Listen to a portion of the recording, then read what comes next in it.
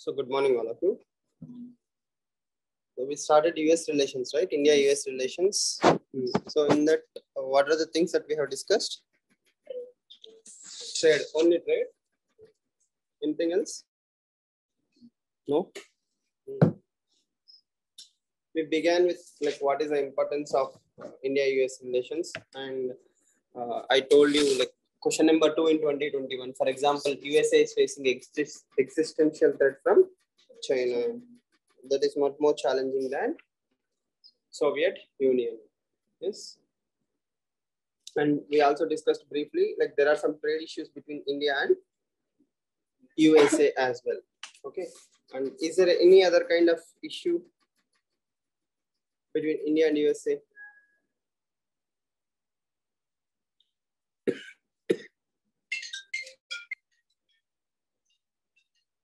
As you can see, anything that is contemporary is what UPSC is focused on.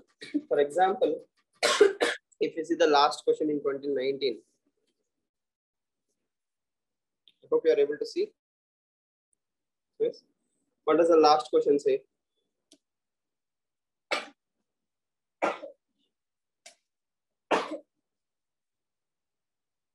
Got this. What do you understand by that question? Again, please remember, these are all new things to you. You are not supposed to know each and everything, but the summary is at least you should understand what you are seeing. There is a difference. Knowing and understanding. You should be able to understand that India and US are very important, and USA is the core pillar to India's foreign policy in so many aspects, whether in Indo-Pacific or in West Asia or other. But at the same time, not everything is so sweet between India and US. But again, as human beings, if you like someone, even if you don't like some things about that person, you ignore it. You are blinded to them. If the same things are said by someone you don't like, now you will make a scene out of it. Okay. But if a friend says the same thing, it will be sweet. Yes or no? That is exactly what happens between India and US also. Okay. What introduces friction into the ties between India and US is that Washington is still unable to find a position for India, a position in its global strategy. Now, the beauty and the problem of IR is when someone like Raja Mohan, Sham Sharan, Shiv Shankar Menon, or anything that we read in the articles, it sounds like, I know this. What's the big deal? We know this much, right? Like we know one part of it. And obviously it's common sense, we understand the story. But the thing is, putting it words is very, very difficult. Okay. If you read that line, the line simply says, USA wants India to play a major role, but USA do not know how to use India or what is the role of India in global strategy. At the same time, it should satisfy India's national esteem and ambitions. Okay, what are India's ambitions? India's ambitions are to become $5 trillion economy. Okay, self-esteem means India is a non-aligned nation or a strategic autonomy nation. It do not want to totally associate with any grouping. So you should satisfy these two conditions, that India don't want to join any group. Okay, at the same time, India wants to grow on its own. That means if from USA perspective, think about it, you want me to empower you. Like I'm USA, you are India. You want me to empower you. One day you'll become powerful. Okay. And you don't want to say that I'm your best friend. You want everything from me, but at the same time, you don't want labels. Yes or no? But America says, if you ally with me, okay, if you ally with me, it's easy for me to convince my domestic audience.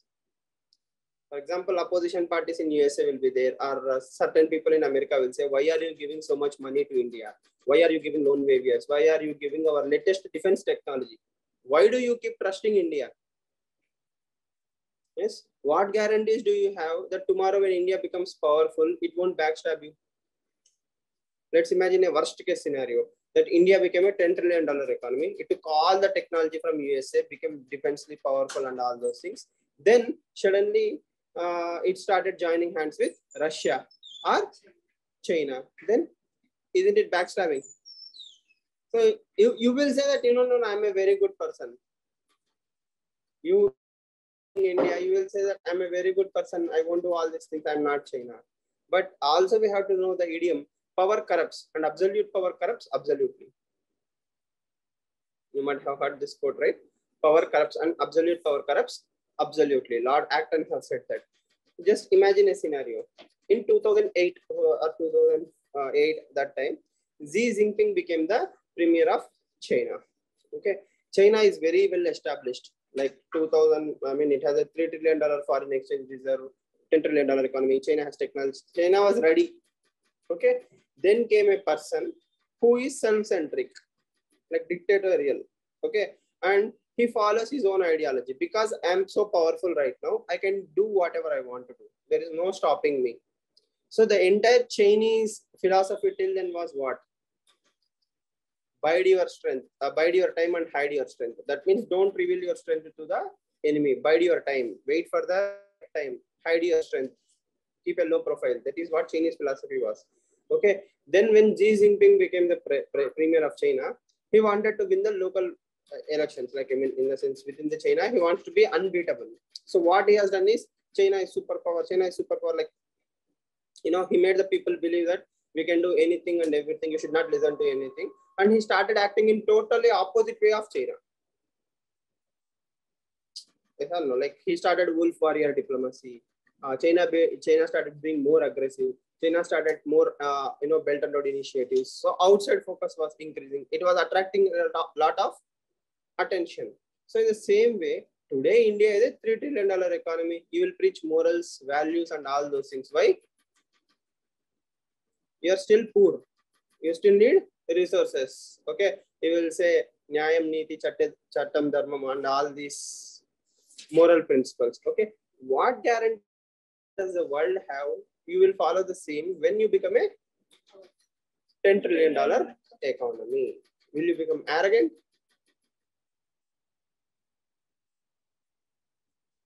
May or may not be. Okay. But you have to give it some concrete understanding, right? Like you have to promise USA something. I will be your best friend. We are one group.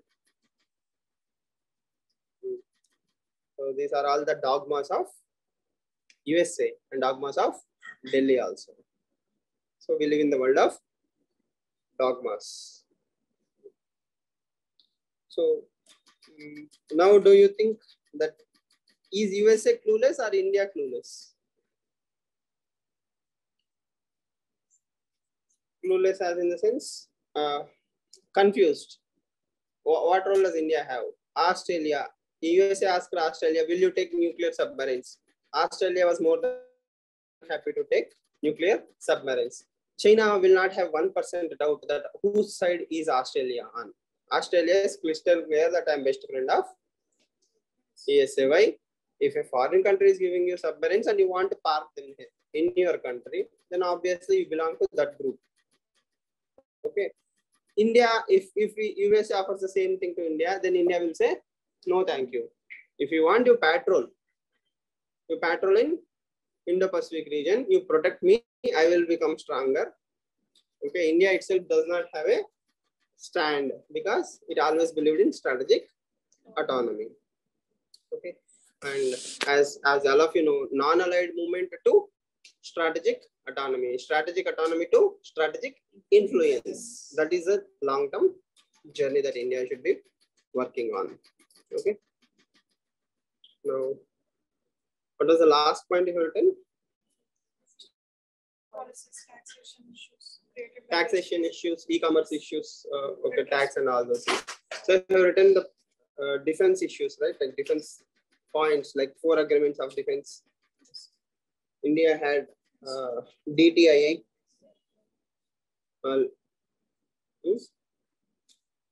Major India is a major defense partner. You have written that point. DTTA and foundational agreements, 4 foundational agreements and DTTA. But at the same time, India is also a major defense partner of ESA. So, like we can come back and write the same point. India is a major defense partner of Whom? Military exercises you have written? No? Okay, next point. Military to military cooperation. So we can wrap up soon. There are very few countries left on the regional groupings. It's not soon. Okay. You can catch up, right? Like, because the theory part has been understood nicely. Whatever is happening is just individually what is that country doing. Okay. Military to military cooperation. Okay. Defense exchanges.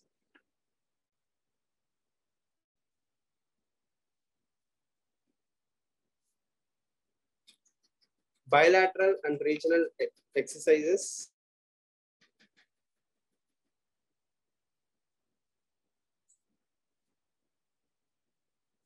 Like in caps, RIMPAC, RIMPAC. Okay. Yudh Abhyas, YUDH, Yudh Abhyas. Malabar, MALBAR, caps. Malabar. Naval exercises.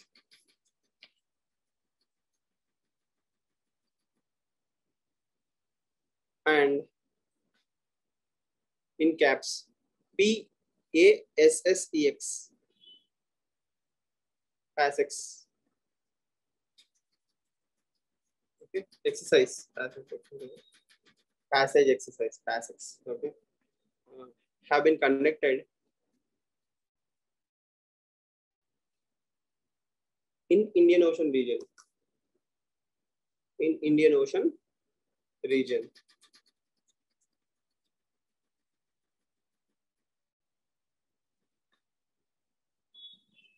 Yes.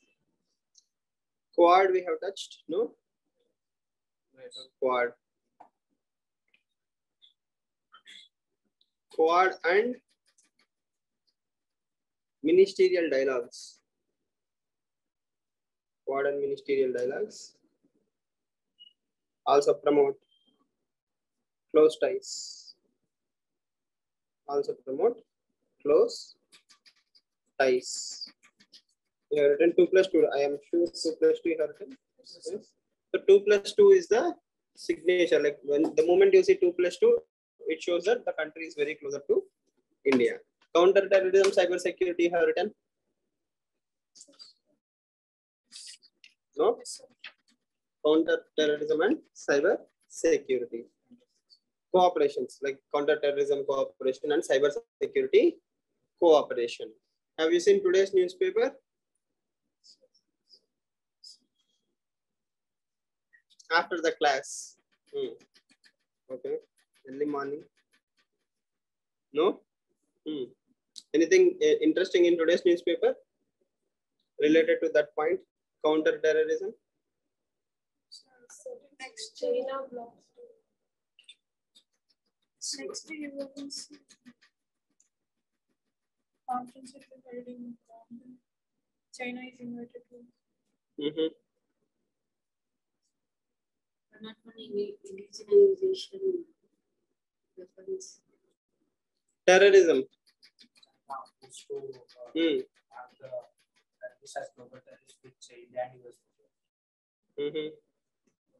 So India and US combinedly wanted to designate certain people as terrorists under UNSC Resolution 1267, which is related to Al Qaeda and ISIS. Okay. So combinedly, India and China are working on, India and USA are working on putting certain people under terrorist list. So that shows that India and whatever point you have written is justified in today's newspaper, that counter-terrorism cooperation and what? Cyber security cooperation is happening. But China opposed. Why? China have veto power. Simple. No? UNSC, how many members? 15. Permanent members 5, non-permanent members 10. Combinedly 15 members. So a resolution has been brought against terrorists. So India is working on counter-terrorism. And 26/11 and all these things are a very unfortunate memories. So a lot of US citizens also died in 26/11. So from then India and others are cooperating. So you wake up at 7 a.m. 9:30. No.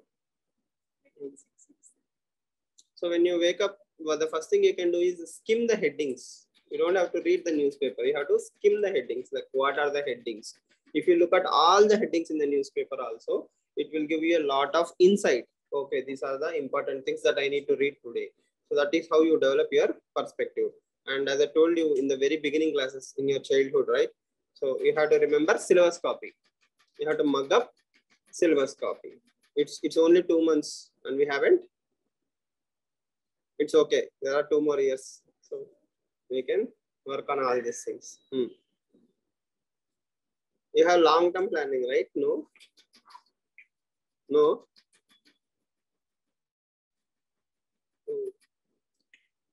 How many of you know the syllabus copy verbatim?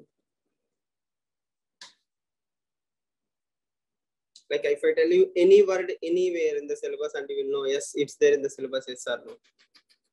You know?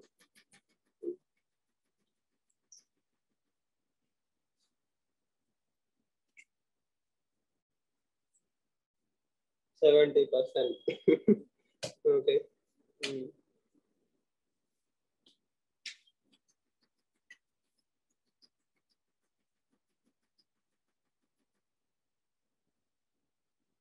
Simple test. Groundwater.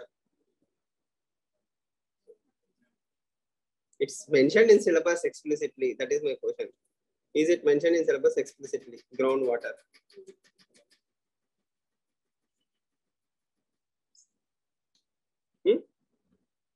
Pakka.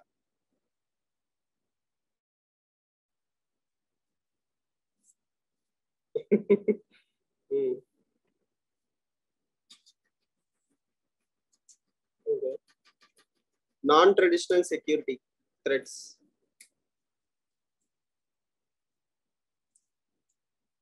Is it mentioned in syllabus copy explicitly?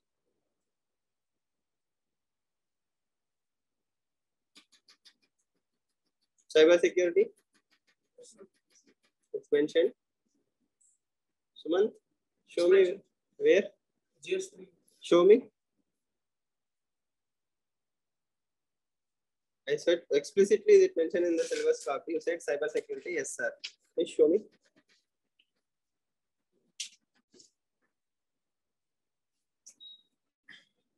It's mentioned in GS paper 2 or 3, or isn't it mentioned in the syllabus copy in the first place?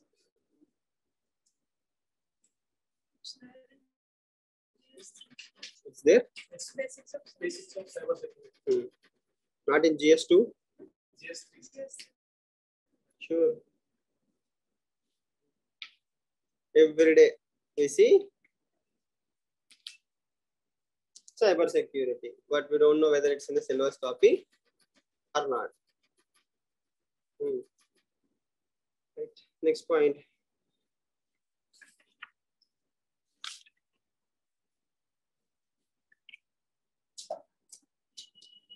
So you can value add the current affairs to whatever we are discussing. You can consider whatever I'm dictating as a base material. What you see in the newspaper, like China blocking UNSC resolution, all this is value addition. In 2 places you can use it. How China is not helping India to have a safer neighborhood. How USA is helping India to have a safer neighborhood. India and USA are working against counterterrorism, whereas China is blocking sanctions on terrorism. Tomorrow or day after tomorrow in the newspapers, you will see one more article that Pakistan has been removed from the FATF grey list. So that is also one more problem for India. One more problem for India, right? And it has nothing to do with China. It's more about Pakistan trying to do the basic stuff. We cannot keep a country forever in FATF grey list. Okay, next. The India-US cyber framework. The India-US cyber framework.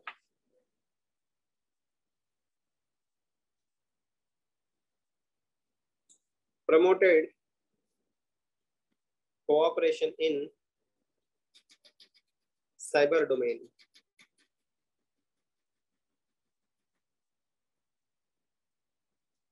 promoted cooperation in cyber domain. The other day, I told you homework. Find out whether the trade between India and US is positive or negative. US has trade deficit. US have trade deficit with India. Sure. Yes, highest exporter to India is highest exporter to US. Okay. Around $54 billion. What is the trade between India and USA?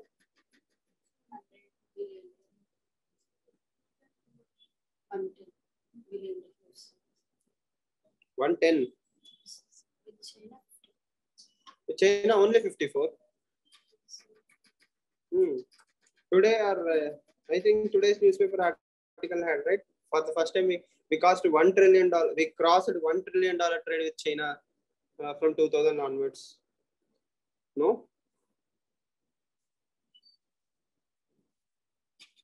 Okay. Down next point. At least you should do the basic diligence, right? Homework. Yes.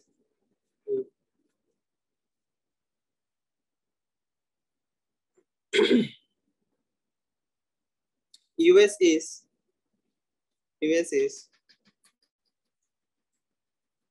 one of the top five. US is one of the top 5 FDI destinations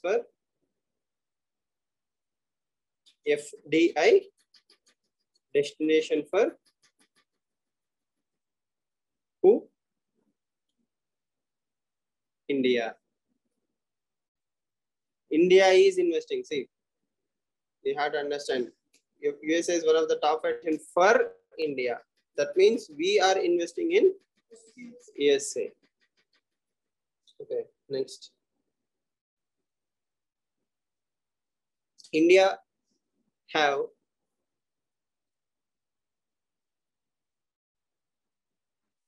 trade surplus with USA in the brackets approximately $30 billion average. What? Last year data only, I'm also saying it's $32 billion. 2021, 2022. That is Ministry of Commerce data. Yes, next. 2021, 22. See again, there are nuances. Ministry of Commerce.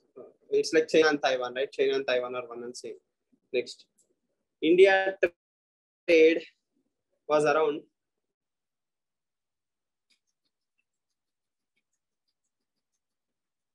$120 billion.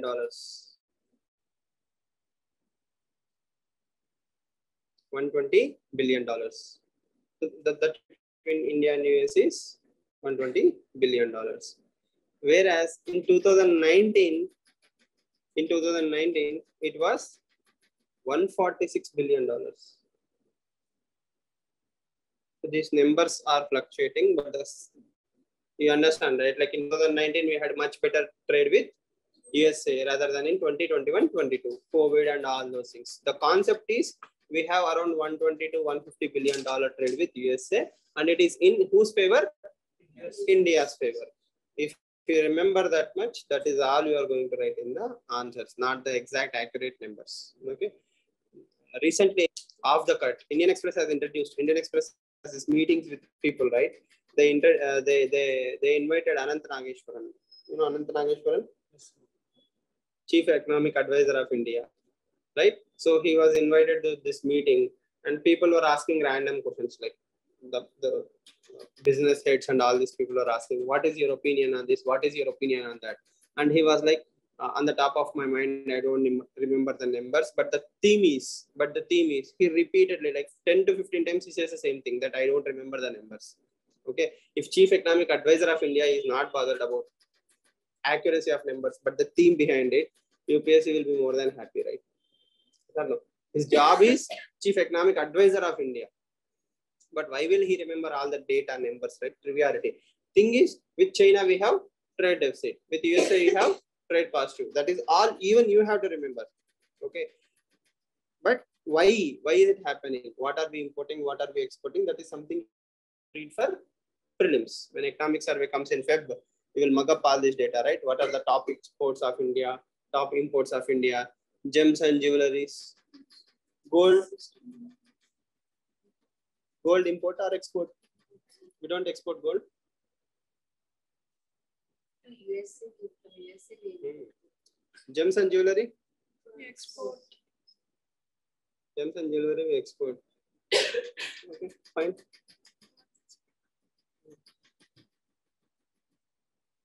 Oil.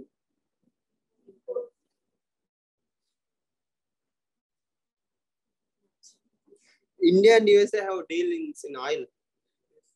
Yes, sure. We import oil from USA.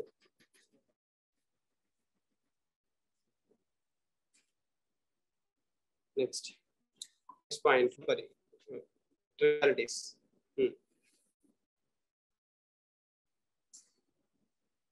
Service sector of India.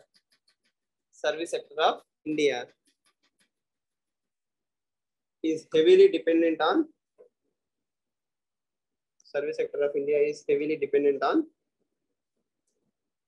which country? USA. Yes. Service sector of India is heavily dependent on USA. Next.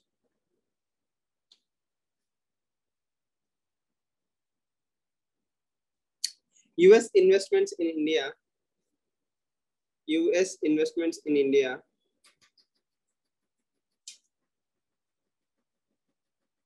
have increased drastically.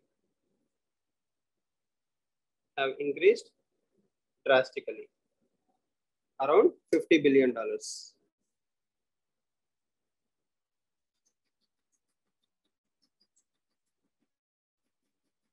The thing, what I'm trying to tell you is like USA, its companies and people are investing around $50 billion in India. So almost all companies in India are directly or indirectly linked to USA or USA related funding. Next, US has replaced Mauritius, MAURITIUS, Mauritius, as second largest source of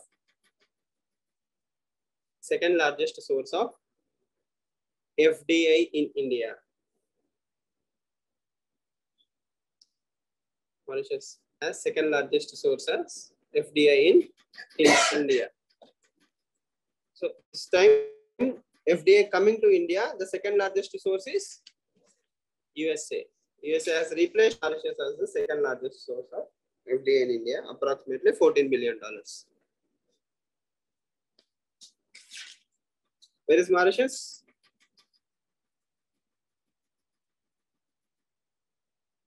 What is so special about Mauritius? So it is what you call as safe haven countries. It's a very small island, very near to India. All your celebrities go to Mauritius, right, for photos and all these things, summer vacations. Okay, Mauritius is an island. It's a chain of islands, atoll. Okay, the thing is they have something called as PO company, post box company, right? So Mauritius used to have the lowest taxation in the world, one of the lowest taxations in the world. So I will set up a company in Mauritius. Okay, let's imagine this building has been, this building have lot of post box, like post box 1, post box 2, post box 3. Major address is this building, but post box is that particular number. Okay, that is all the company. No real company is there. Okay, and I will say that is my headquarters. So all the business will be done in Mauritius. So Mauritius income tax is 2%. Okay, I will pay 2% to Mauritius. The rest of the money is free. After that, I will shift that money to India. Because I have already paid income tax, more or less my money has become white money. So there are many ways like promissory notes, P notes, all that money simply means black money washing, money laundering.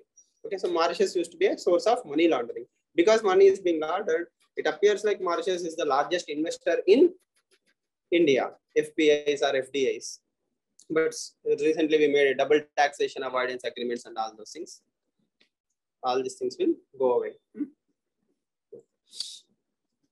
Next.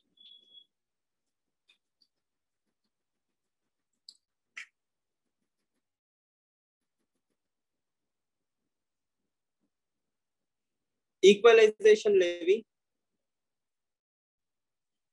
Equalization levy.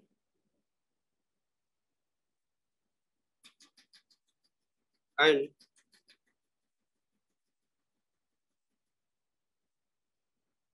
global minimum corporate tax.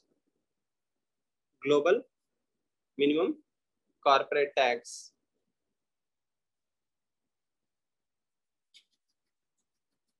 are also being worked upon. Are also being worked upon.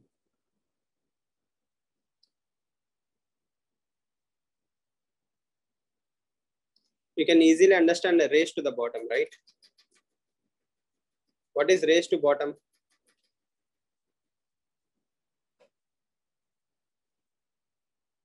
Any idea? All of you know the race to the bottom. Let's imagine you are a company. Okay. You set up your headquarters in a country where the taxation is 10%. Okay. This is your headquarters, but your actual operations are happening in country ABC. Your operation happens all over the world, like ABC countries or somewhere else, but your headquarters is in country X. That X country charges how much?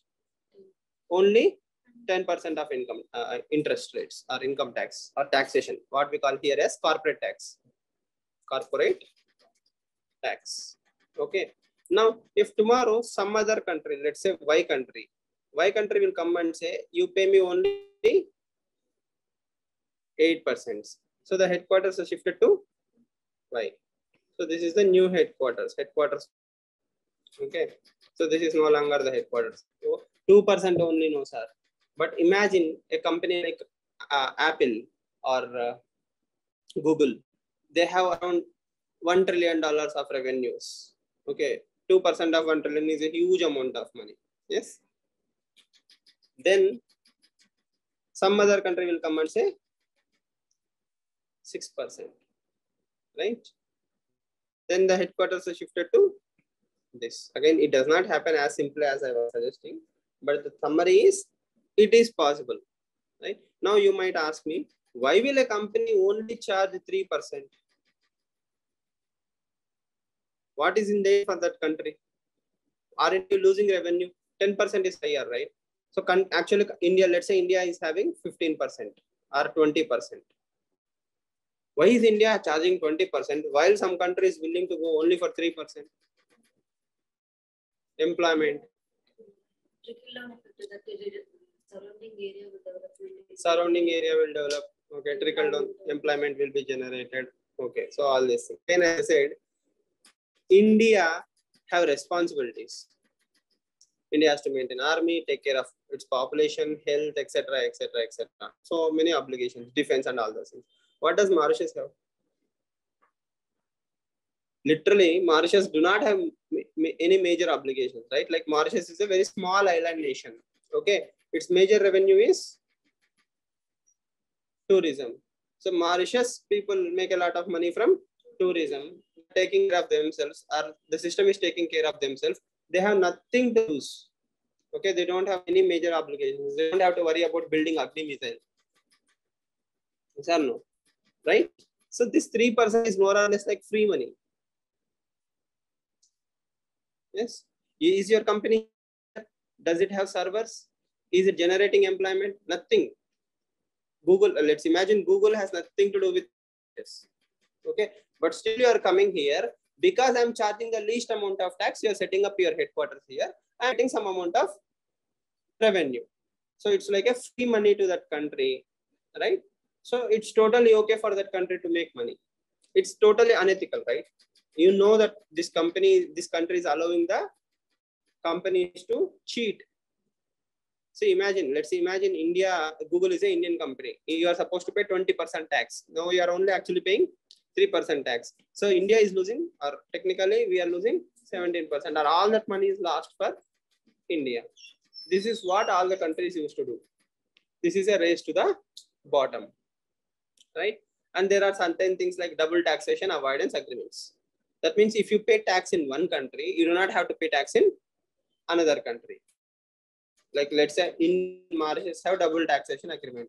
That means either you pay income tax in India or you pay income tax in Mauritius, it is considered as paid. Again, authorities won't ask money from you.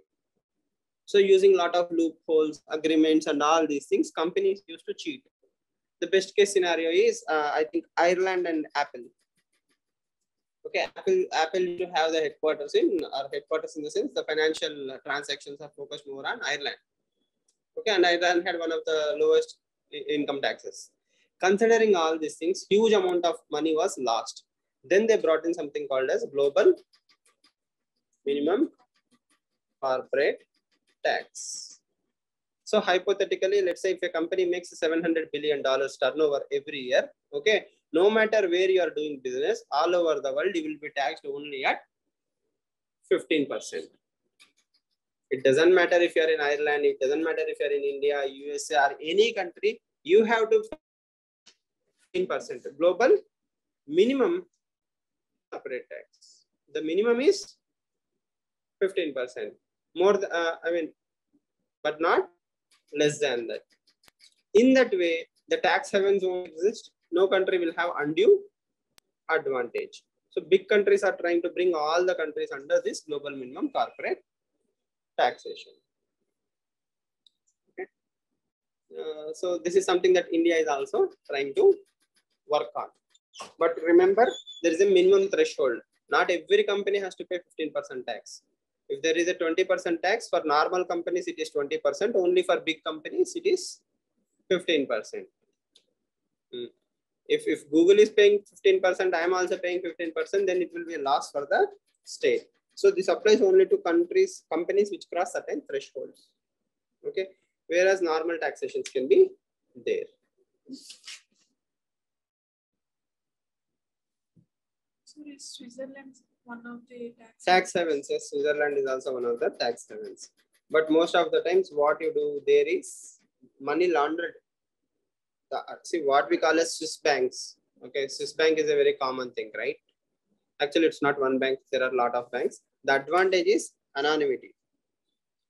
Normally, Swiss banks will not reveal who you are, what is your identity. All they need is a account number. If you tell the account number and the locker key or password, that's it. You are the owner. They won't ask you who are you, where is your money coming from, how much money are you hiding. Thing. So that is the advantage of Swiss banks. Swiss banks are good for storing black money, or hiding black money, or money laundered, right? Whereas these safe havens are good for rotating the money. Recently, we also had an agreement with Swiss Bank and India. Indian government made an agreement with Swiss Bank saying that it will disclose who have the account, how much money is in the accounts. I think very recently the fourth report has come between India and Switzerland. A lot of names have come out. So you are no longer safe to save money in Swiss banks. What will you do? You'll join politics. No? Joining politics is the best way to save your black money. You'll have so many people to discuss how to save.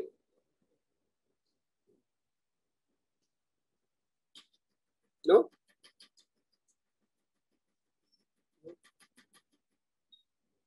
Next. FDI points you have written, right? FDI points you have written. FDI bilateral agreements. Yes, next. India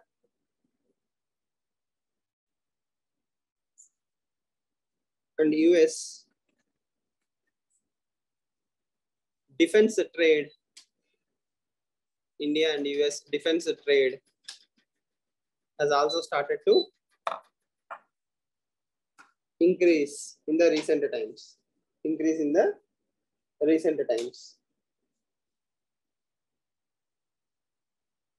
We are buying a lot of weaponry from USA.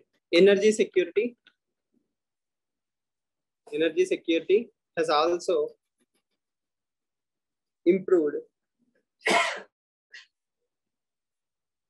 Energy security also has improved through bilateral strategic energy partnership.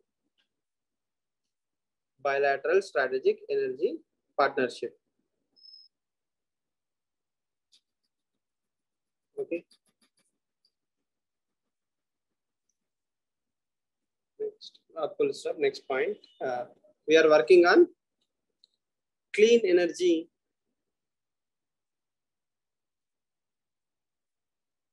technological exchange and transfer. Clean energy technological exchange and transfer.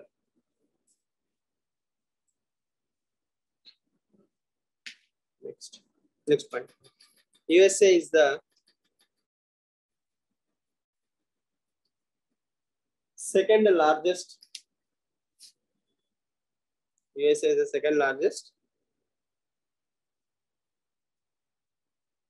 Second largest what? Oil supplier to India. USA is the second largest oil supplier to India. Are you surprised?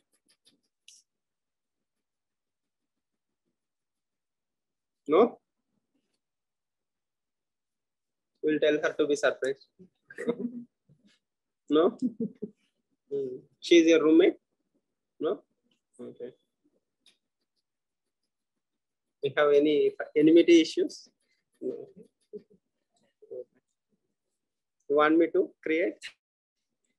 No? You want strategic autonomy, friends with everyone?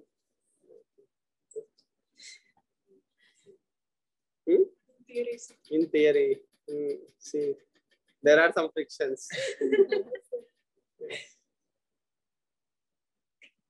I love fault lines. We should fight one day. No? Next. Yesterday only, they fought. Yes, I love this discussion. Yes, please continue. It's better than US China. Cold War. Soft. Okay. Lavanya definitely have more soft power. No? Jovially only. Okay. Fine. Next, science and technology. Science and technology is one more area of cooperation through India-US S&T cooperation agreement. S&T cooperation, S&T, capital S&T, science and technology cooperation agreement. Okay. Around, next point, around 4.5 million Indian Americans reside in US.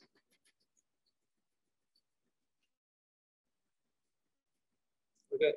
Everyone who went with visa, who became PR, everyone, if you throw everyone, there are around 45 lakh people in USA. All are Indians. So that is diaspora, right? Diaspora is a huge advantage to any country. So what do diasporas do? Diasporas normally lobby in favor of the home country, right? So they want India and US to have better relations. They want senators to vote in favor of India.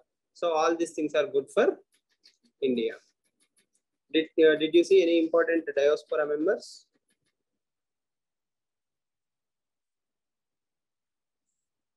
Kamala Harris. What did she do for India?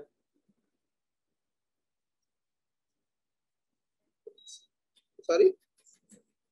Sundar Pichai and Priyanka Chopra. Satyanadalla, Priyanka Chopra. That's it. A lot of company CEOs, as you said, a lot of Indian origin people are CEOs of different companies. Except Apple, we are leading almost all the countries. Sooner than later, we will also take Apple. Then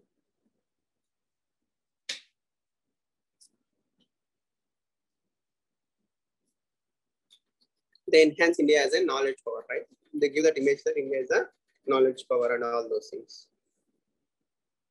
Right. Next, issues. I think you have written the defense issues, right?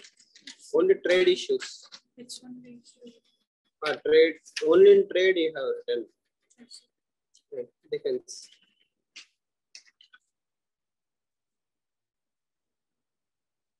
Imports of arms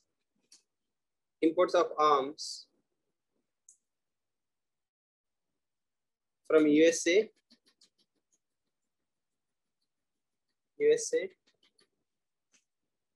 and other countries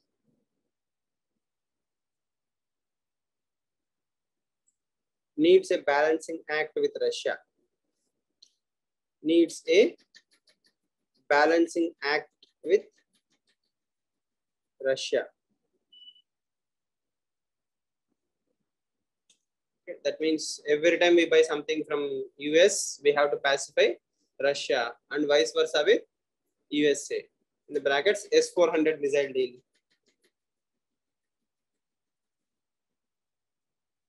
Right? So that means we purchased a missile from Russia and USA was not happy.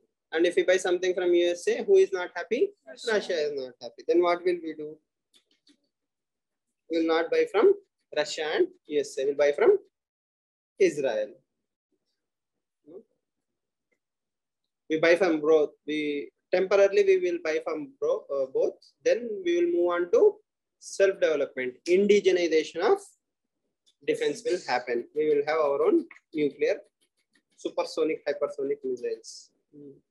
Next, Pakistan-US relations. Pakistan-US relations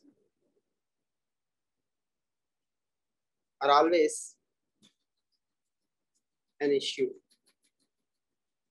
In the brackets, F-16, F-16, aircraft deal. All of you are aware of this, I guess. Recently, USA promised to give aircrafts to Pakistan, sorry.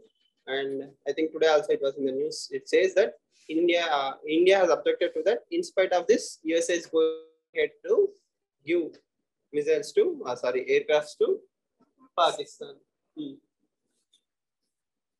The problem is, USA has its own objective, as all of you, or at least you might be aware, that Pakistan is a major non-NATO ally of USA. Okay, Pakistan is a major non-NATO ally of USA. So NATO ally means you are a part of NATO, right? Like if somebody attacks you, it is like attacking all the countries. That is NATO. So there is one more designation called as major non-NATO ally. That means you are as important as NATO member. So Pakistan is still that friend to USA.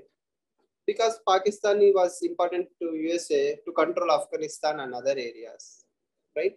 CENTO and all these things. So USA believed Pakistan blindly, and it paid very dearly with the same thing.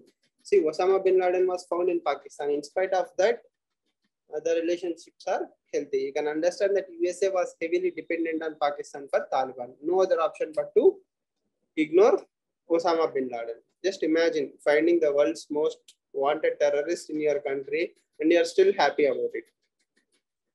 After that, his number 2, that is Al-Zawahiri. Al-Zawahiri was also found in Pakistan. But the irony is, this time, Pakistan has leaked the information where he was hiding to USA, because Pakistan needed some deal. Which deal we don't know, whether it's money or whether it's F-16 or whether to remove from FATF grey list. They needed some help from USA. They said, we will tell you where Zawari is. You kill him, you give us what we want. Quid pro quo. Okay, unfortunate. Again, terrorism. Next. US sanctions on Iran and Russia. US sanctions on Iran and Russia. Iran and Russia has complicated India's trade and energy security. India's trade and energy security relations. So what did USA do? USA imposed sanctions on Iran and Russia. Both are important trade partners for India. We used to get cheaper oil from Iran. We used to get a lot of other things from Russia, weapons from Russia. No, because there are sanctions on these countries, India is not freely able to do trade. Next. US push in NATO regions.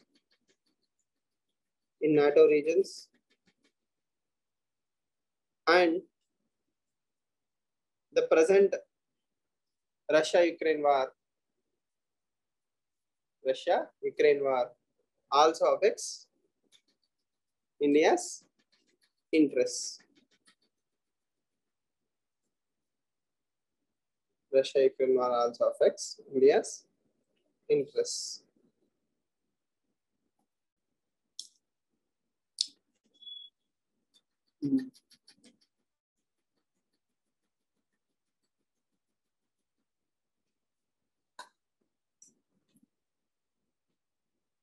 US and the West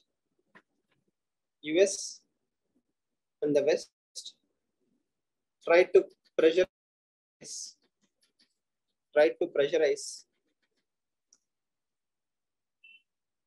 India to vote against Russia in the context of Russia-Ukraine war.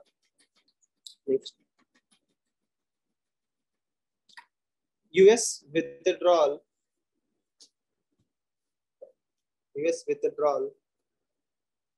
from Afghanistan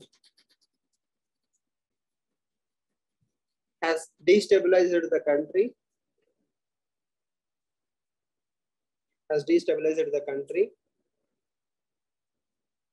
And have impact on our security.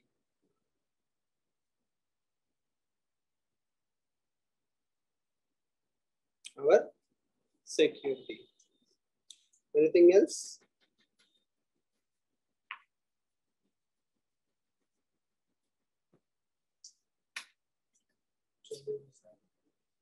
I think in the trade you have written, right? H1B visa, WTO. We have written these points. They are trade issues with India and US relations. Okay.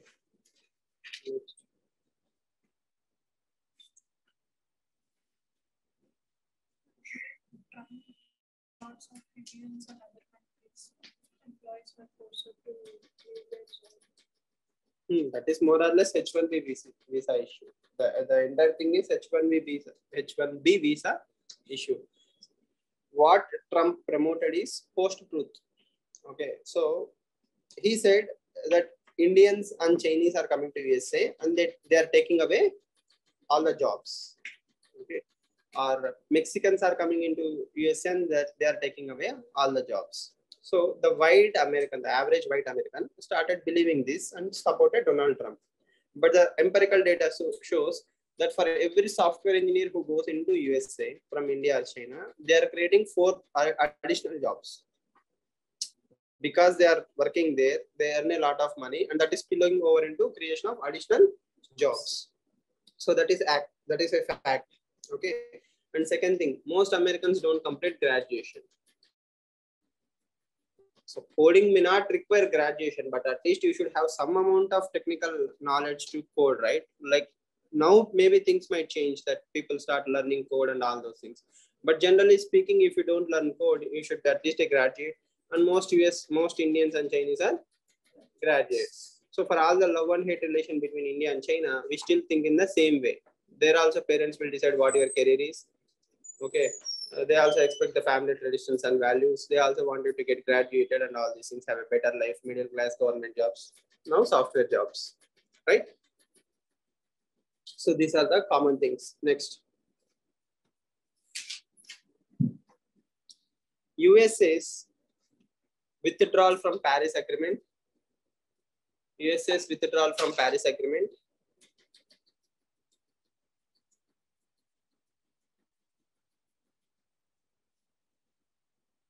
And failure to transfer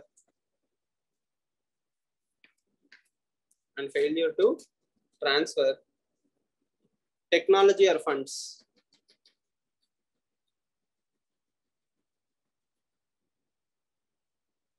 Technology and funds. For what?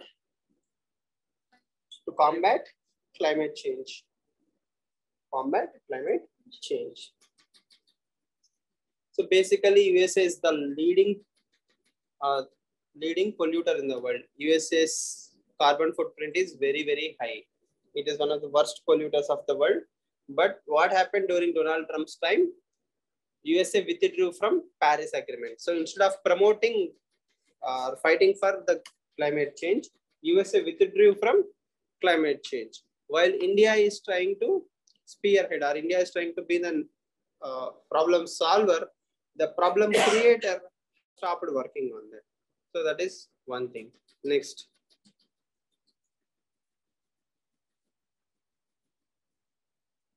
Issue of CBDR. What is CBDR?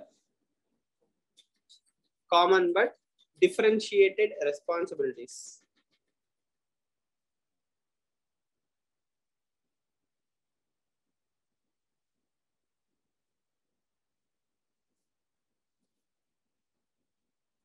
CBDR. Okay, common but different responsibilities or differentiated responsibilities. That means all of us have a common responsibility, but it is different. Okay, let's say all of you are software engineers. Easy example. You have different salaries. I will say all of you have to contribute to charity, but 10% of your salary. Right? I'm not fixing the amount. If I say everybody have to contribute 2,000 rupees, that will be imposition. Yes or no? If I say 10% of your salary, whatever it is, let's say here our salary is 5 lakh rupees, somebody else's salary is 20,000 rupees. So 5 lakh person will contribute more, 20,000 person will contribute less. So we cannot ridicule the 20,000 person. Why? He's still contributing 10%. She is also contributing 10%. So everybody do according to their own capacities. This is common but differentiated responsibilities. This is the best way to approach climate change. Why?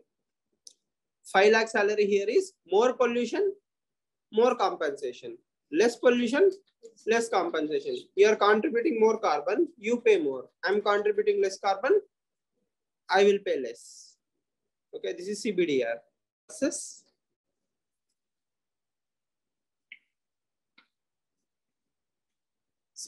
versus net zero. What is net zero?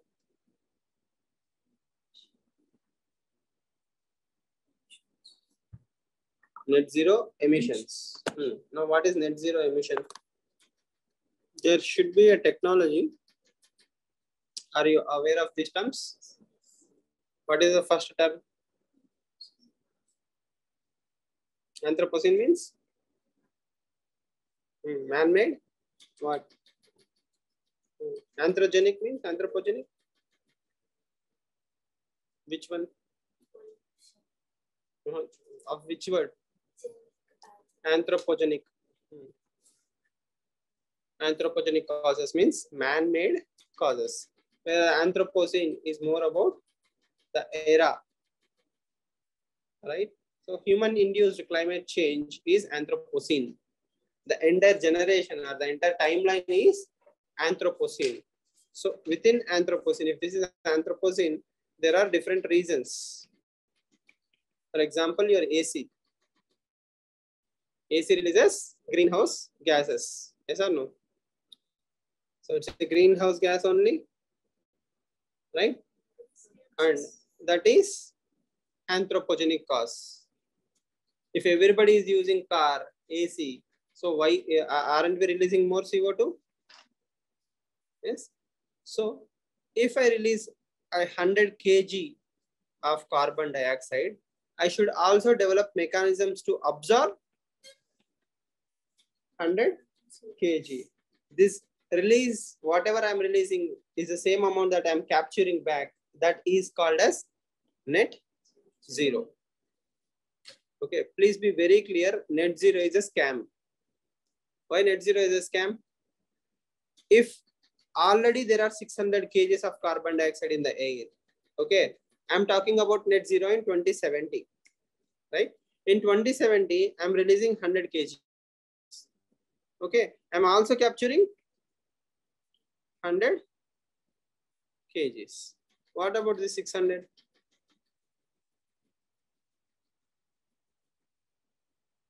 It's a theory, it's an assumption that we will also slowly capture this also, or we will move towards cleaner energies. But the present stage at which we are going, that is not going to happen. So technically speaking, net zero is just a eyewash. Okay. And second, let's imagine USA. USA is releasing 100 kgs of carbon. It is absorbing 100 kgs of carbon. There is no motivation for USA to reduce this 100 kg in number. Yes or no? It can convince people by saying, I'm releasing 100 kg, I'm absorbing 100 kg. My lifestyle need not change. I do not need to do anything. But people are again claiming that, we will use EVs and all these things slowly, we will move towards renewable energy. Our carbon footprints will come down. We will develop new things to absorb these carbon footprints. Okay. Simple example. Every time you search something in Google, okay, you are releasing or you are wasting electricity and releasing carbon footprint. Okay. Every single Google search you do costs global planet, the global servers, the energy to light up a 60-watt bulb for 17 seconds. When you Google something, it has to go to a server, search it and come back. So all that search spends electricity. To run servers, it costs electricity. Servers are carbon emitting in nature. More searchers means more carbon. Where does your Netflix come from? Cloud. What is cloud? Clouds are nothing but again servers, right? Yes. So if you are buying, a reusable plastic, or instead of taking a plastic bag and thinking that, I'm taking a disposable cover, I'm doing a lot of service to the planet. Then by watching Netflix for 5 hours and searching 100 times on Google, you are doing the same damage. Okay. Our way of destroying the planet will change. Here it's more visible. You will see the plastic cover. There you don't see the damage that you are doing. That's all. So our lifestyles will change. Our damage to the planet will keep on continuing. So there are no saints and sinners, right? For example, if we take, electric vehicles are the new hope to the planet. Where does lithium come from? Where does the e-waste go to? We will worry about it when it becomes a problem. As of now, the solution is EV. It's better than fossil fuels, definitely. What about e-waste? We'll think about it in 20 years, where there is a huge pile of e-waste. Again, saying that there are solutions for everything is one thing. Doing is one thing. Okay. Even now we know the best solution to planet is afforestation, planting more trees. Where are the trees? Knowing is different from action. So collectively, all of things, USA and China have to be blamed. Okay. And countries like India, Somalia, Sudan, these have nothing to do with climate change. They haven't done any major damage as of now. Okay. But the world, or especially USA, says net zero should be equal to all. These people, everybody should move towards net zero. Okay. They have buried CBDR. Should have less burden, they should have more burden. But they are trying to say everybody is equal. This is one major issue between India and USA. But still, somehow we also promised by 2070 we will become a net zero emitting nation. Because by 2050 the planet won't be there. Yes. So in 2070, whatever will happen is not a problem. Yes. You have hopes on this planet after 2050? Hopes are there? Yes. Good. Right. You have only 27 years or 28 years to be an IAS. So become IAS soon, or else you won't enjoy that. Next. Change giving water to India. What all you have written is more or less the issues, right? Yes. Trade you have written, security, climate change.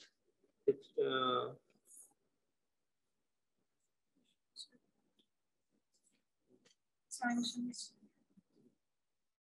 Next, way forward. The 2+2 meeting. The 2+2 meeting is a good opportunity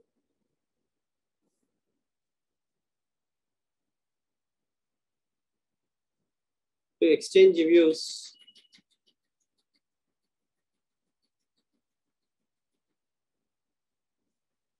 and work on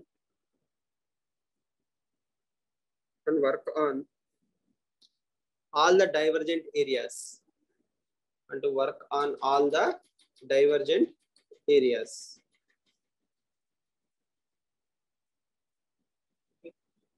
Next,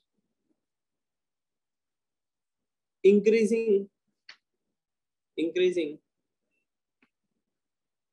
participation of US, increasing participation of US and US based entities in industrial collaboration, research, partnership and development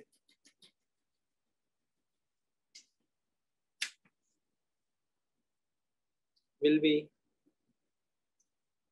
essential for India's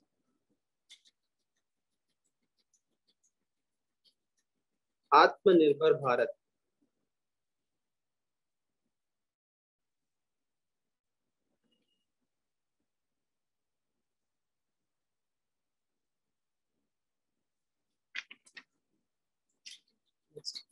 The defense cooperation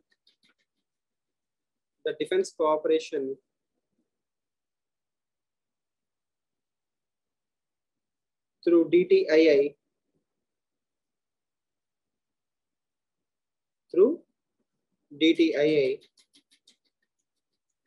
by moving away from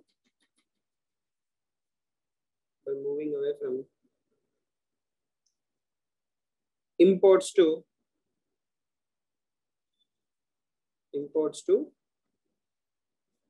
co-production and co-development. Co-production and co-development.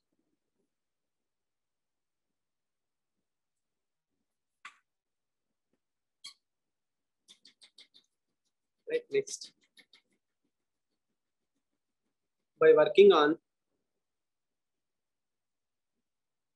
SCRI, and IPEF, de-risking, DED hyphen risking of supply chains, de-risking of supply chains will help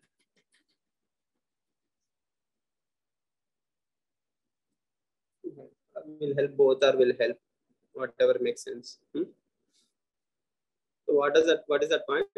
It's self-explanatory, right? All of you know SCRI. What is the full form? Supply Chain Resilience Initiative. So by working on SCRI and IPEF, which also has a lot of supply chain, friend shoring of supply chains, all of these things you remember.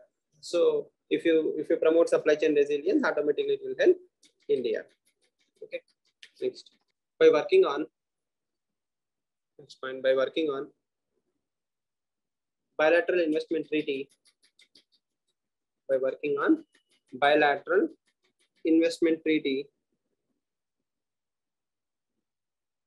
with a target of $500 billion. $500 billion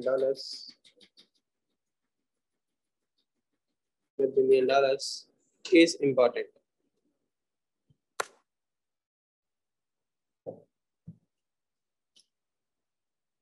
Right. So these are all areas of working forward. $500 billion trade should happen between India and USA. Right now it's around 120 to 150. We should take it to $500 billion. Friend shoring and all these things will help India. Atmanirbhar Bharat will help India. Trade, defense cooperation, co-produce means technological transfers will happen, that India will know how to construct whatever we are importing. See, buyer and seller means just like Russia and China will be dependent on USA in the future. What we should learn from Russia's debacle is we need to know how to work on these things. Okay. Carbon emission to balance. Okay. Right. Anything that you did not understand in today's class so far?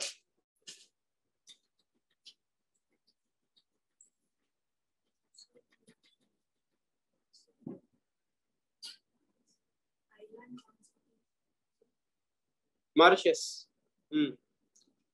What did you understand?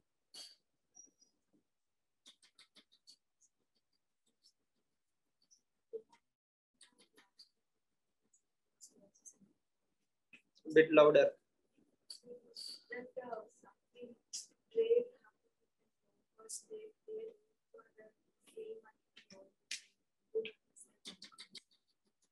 Okay, let's imagine Andaman and Nicobar Island. Yes, does Andaman and Nicobar Island have resources? Can I set up Noida like software hubs? Why? It's far away. It cannot be developed into an industrial hub. It cannot be developed into a software hub. Only thing it is good for tourism, right? Like I will come and I will go back. So even if I try day and night, I cannot develop it into a international IT park or food processing industry, industrial hub. Nothing can be done of Andaman and Nicobar Island. Now imagine Andaman and Nicobar Island as a separate island. Either I will get revenue from tourism or I don't get revenue from tourism. Okay. Now, if a foreign company comes to my country and says, I will set up a dummy shop here. Okay. All you have to do is a letter will come or whatever address will come to this address. Okay. You will put it in that particular box, post box. That's it. I will claim that my headquarters is in Andaman and Nicobar Islands. You charge me only 3% or 5%. Okay. Because I am evading money everywhere. As a token of gratitude, I will give you 5%. So I'm keeping how much? 95%.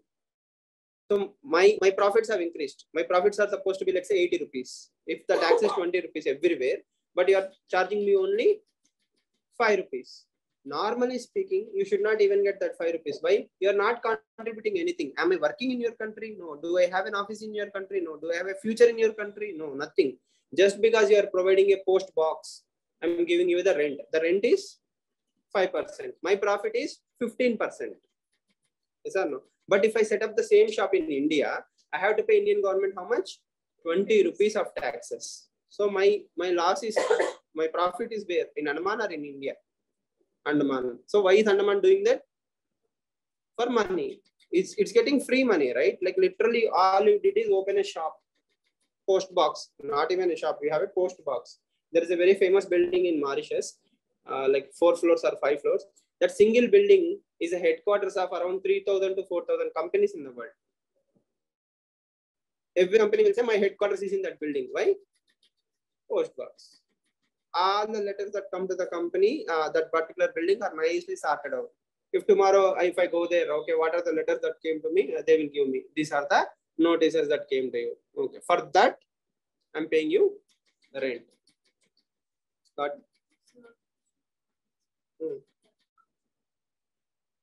Circulation of money. How does that happen? Simple. Let's say this is India. This is Mumbai. Again, for understanding sake, like let's say money has been hawala. Okay, hawala. There is a concept called as hawala. Okay, illegally transferring money out of India. You must have seen Shivaji movie, right? Yes, New York, that concept. Okay, so here hawala is happening in Mauritius, right? So Indian money, Indian black money, which was not paid to income tax or hidden from the government, was somehow transferred out of India and sent it to Mauritius. Okay, then here is converted in dollars. Okay, automatically outside it is dollars. Then from here, again, this money will be invested in Indian stock market. Okay, through something called as foreign institutional investors, called as P notes. As I told you, these are all economy basics. Okay, there is a concept called as P note, promissory note. Okay, sorry, participatory note. Participatory note. So participatory note means anybody can buy Indian shares outside India through these participatory notes. So I am Indian. I sent 100 crores to Mauritius. Okay, after conversions and all these things, 94 crores are there. I'm reinvesting that 94 crores again in India. How? Through participatory notes. So when Indian stock market increases, my share value will become 120 crores. Yes or no? When share values increase, my profits increased. So literally, my black money is making more money, and that is also white. Yes. So this is how circulation of money happens. So that is why Mauritius is the second largest or first largest FDI source for India. More Indians used to transfer money outside India. Okay, it becomes white there. So the loss is 4 to 5%. So 100 crores will become, let's say, 95 crores or 94 crores, just for understanding sake. What do I have to lose? Still, I'm keeping 96 crores. But if I pay 30% tax on 100 crores, I will only save 70 crores.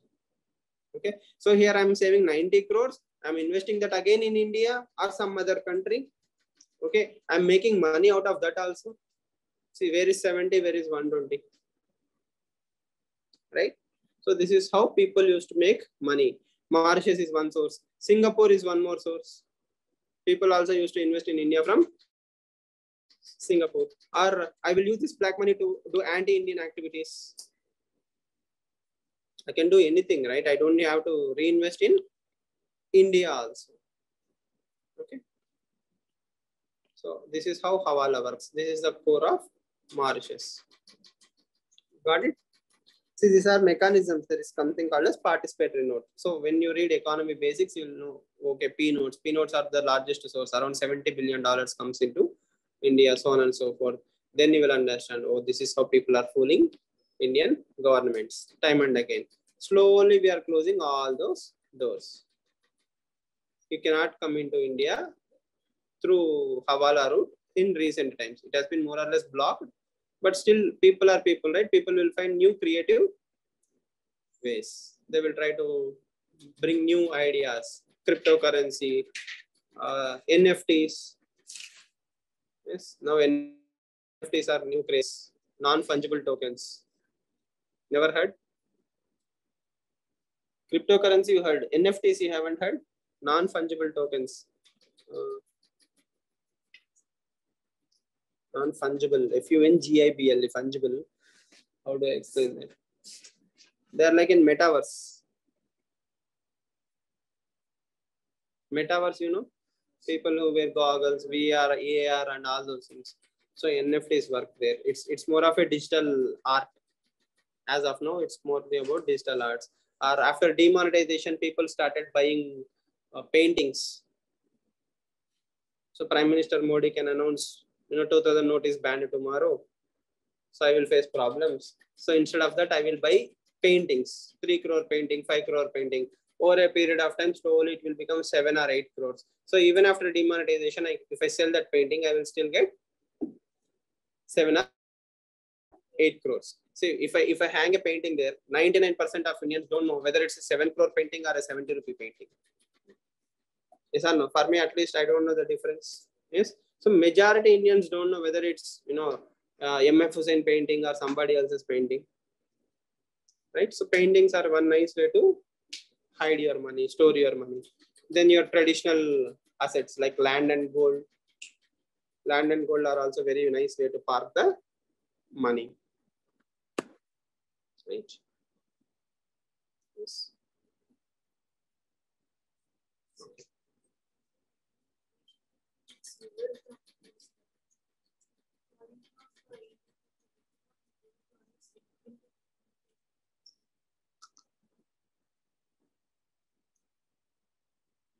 Any relation between US dollar and Connection between demonetization and falling of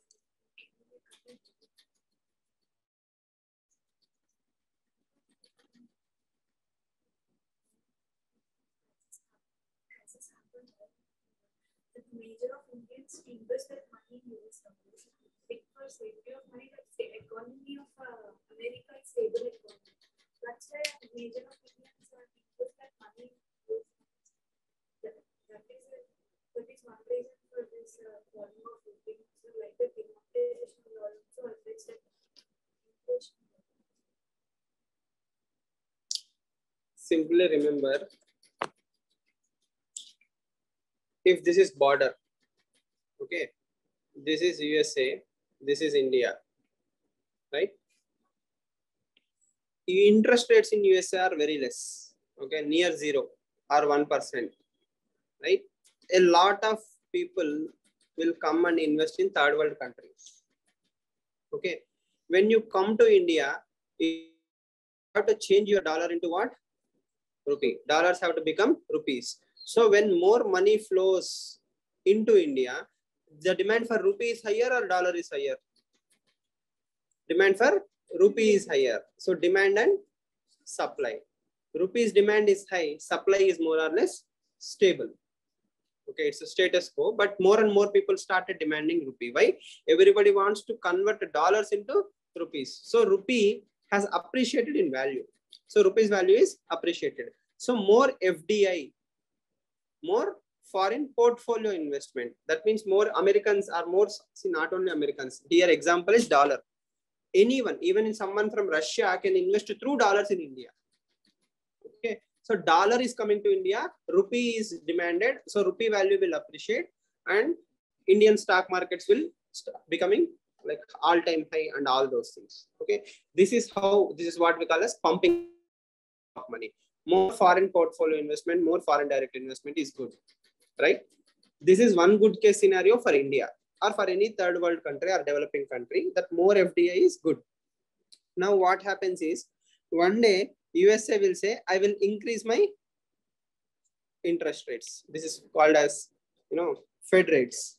Fed rates. USA will say, I'm increasing interest rates. Okay. Because USA is not offering any interest rates, my investor or my advisor told me, invest in India or China. They will give you stable returns. At least your 200 crores will be 200 crores. Okay. I'm not technically aware of what the countries do. Will Modi be there? Rahul Gandhi will come? All those drama, I don't know. But my advisor told, as of now, invest in India. I came to India. But then slowly, my advisor is saying, USA itself is giving you good interest rates. Come back to USA. So then immediately everybody will start rushing towards US. Okay, now what is going out? Rupee is going out, but rupee has to be converted at the gate into what? Dollars. Yes or no? Now demand for which is high? Dollars demand is high. Rupees demand is low. Why? More and more rupees being pumped into Indian economy. All the dollars are being converted into rupees. Or sorry, all the rupees are being converted into dollars. So dollars demand has increased. Then rupees value has fallen. Right now, this is exactly one of the scenarios that is happening. Okay, that everybody is going back to USA. All the money is being withdrawn. The more money you withdraw from India, the further rupees value will come down. This is exactly what is happening to Japan, UK, India, okay, or Russia or some other countries. Everybody is leaving these countries and going to which country? USA. So dollars demand has increased. Simple common sense. Demand and supply. Demand is high, supply is stable, then price will increase. If demand is high, supply is also high, then it won't affect the prices. Yes. If supply is high but demand is low, then prices will fall. If you understand that this D by S, you understood economy. Simple logic. Okay. So everybody is living and chasing dollar. Dollar is becoming powerful. If dollar comes back, these countries' currencies will appreciate. For example, I think Japanese yen or something has 24 years low. The other day in Hindu, there was an infographic, right? So 24 years low. That means in the last 24 years, this much amount of money never left Japan. For the first time, it is leaving this much. So you can understand that there is a huge problem in the global economy, rupee and value.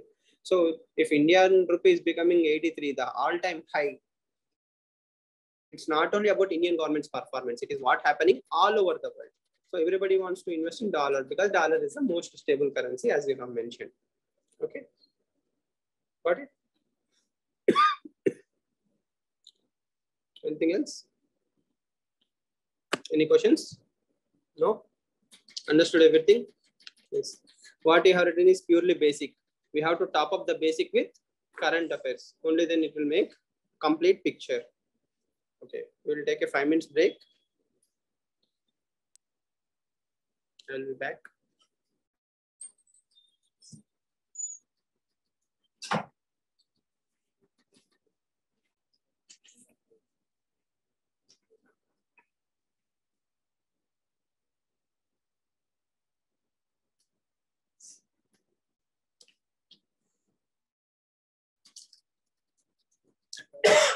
Next, Russia.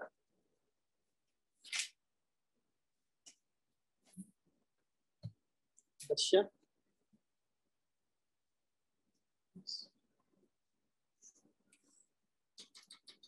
What is so special about India-Russia relations?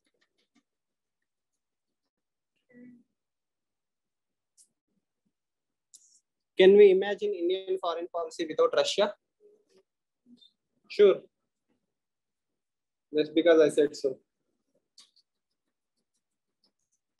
So where does our friendship start with Russia? Weapons. Russia is weapons. Why are you always so violent? Weapons, guns, bombs, fighting. No? No? There cannot be peace and friendship. Why are you looking at her? There cannot be peace and friendship. There can be. Try. Peace is good. Father of our nation promoted peace only. Gandhi. Yes. Say hi. Right. First point. Russia has been key pillar of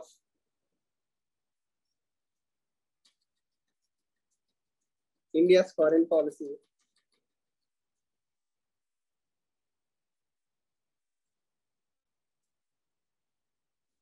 And a time-tested one. And a time-tested one. Russia also helped. Russia also helped India's goal of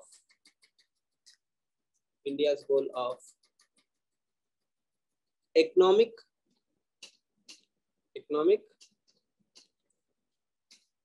self-sufficiency.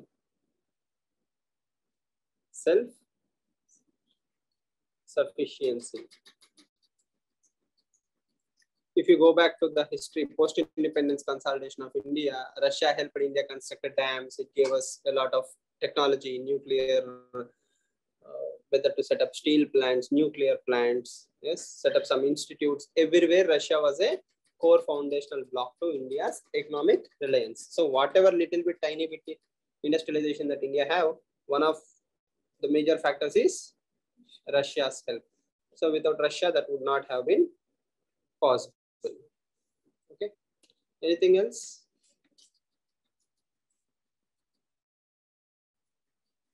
Next.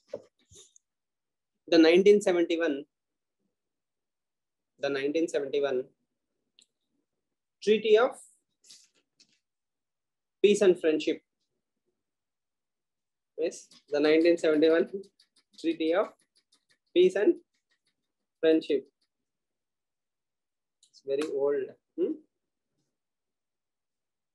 Has shifted the relations. Has shifted the relations to.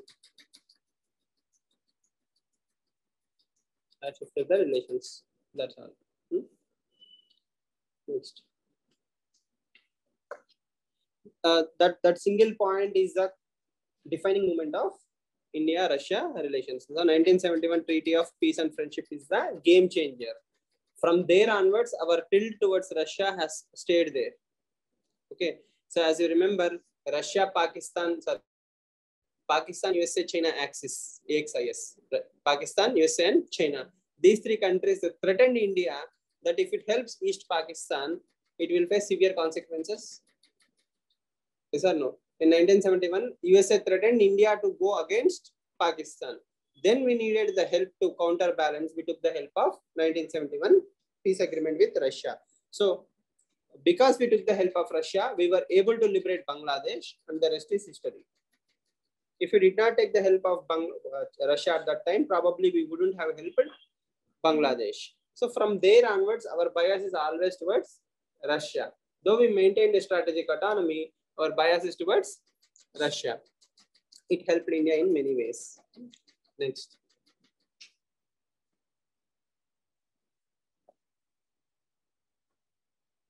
The 1994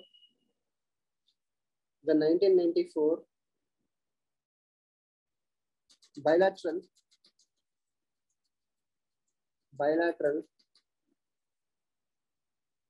military technical cooperation agreement. Bilateral military technical cooperation agreement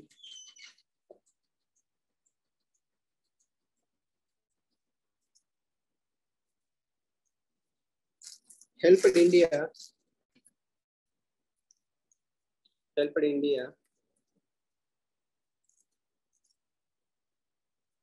to enter into a new treaty of friendship. New treaty of friendship. As you can observe the timeline, 1971 war is in Cold War. 1994 is after the Cold War. Okay. Right. Next point.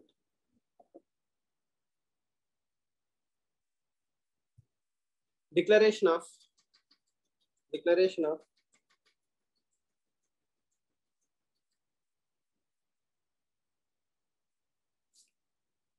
India-Russia strategic partnership.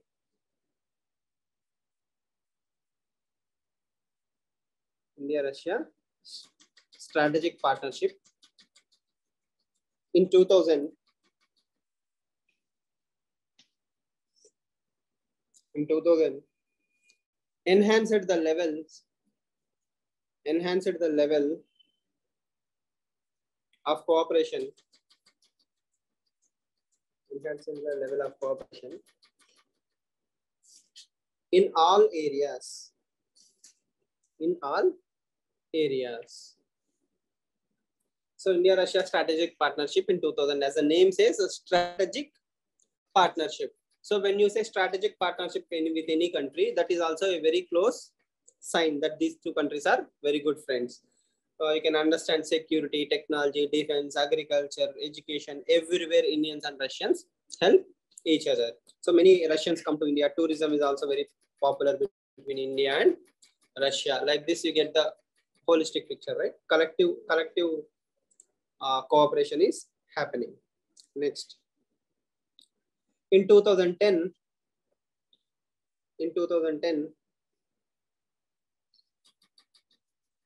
the strategic partnership is elevated to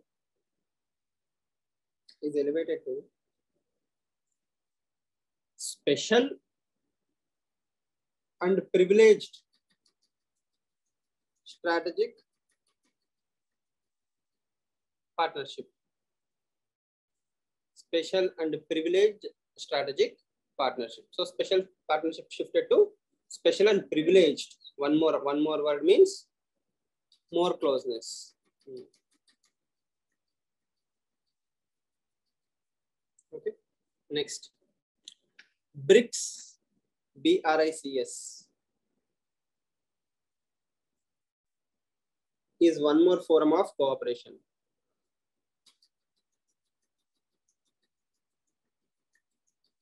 BRICS is one more forum for cooperation. Okay. Next. Where else India and Russia cooperates?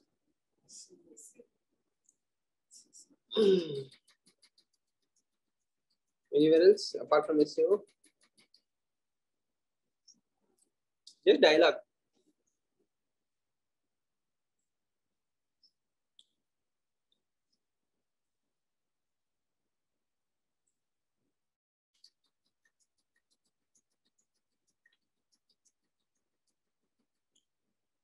RIC, RIC and SEO.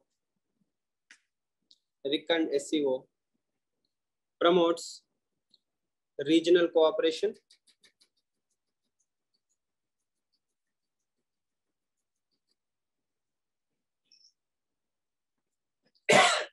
do we have a 2+2 dialogue with China? Sorry, Russia?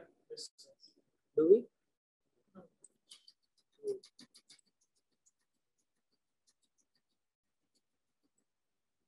Right. RIC and SEO you have written, right? Next, China backed India's membership in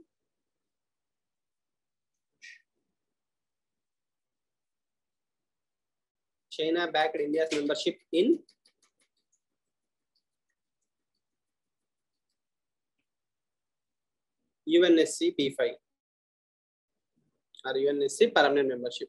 Sorry, Russia backed. My bad.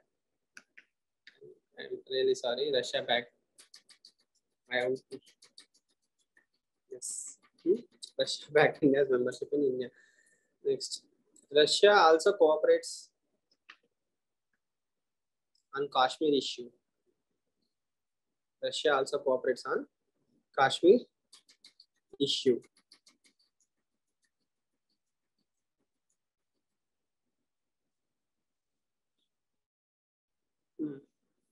What else?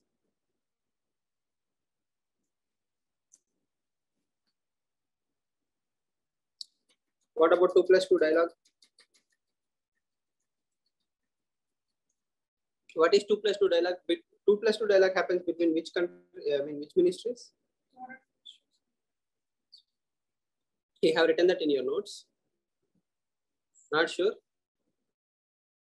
Go back and see. That is exactly what you have written. In US relations, you will write 2+2. 2+2 before 2+2, you will write nearly the names of the ministry also. See the notes. I explicitly remember. India-US relations. 2 plus 2.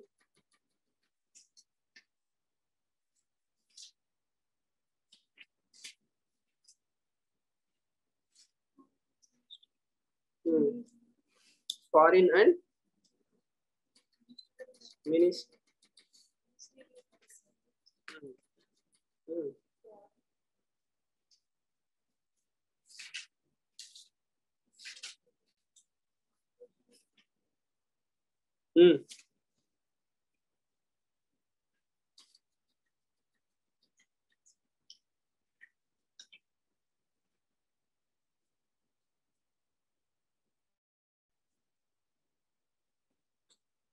Next.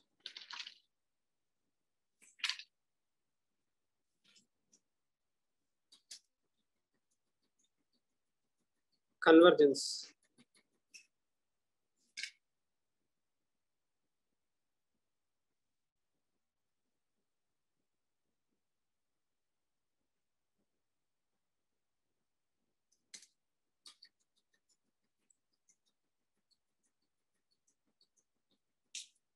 Write down.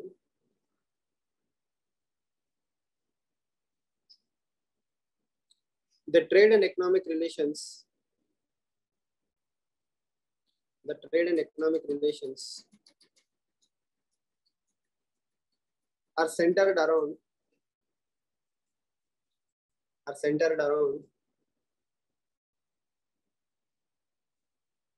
what?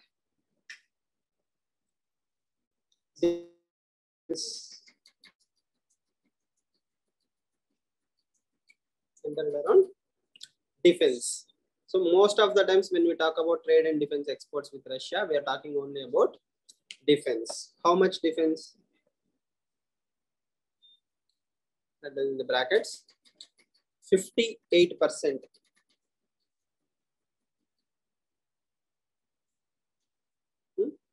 58% of India's weapons imports or money comes only, weapons imports only come from Russia. That's a huge amount of money. Yes. Next. Joint collaboration. Joint collaboration on BrahMos, BRAHMOS, BRAHMOS, BrahMos missile.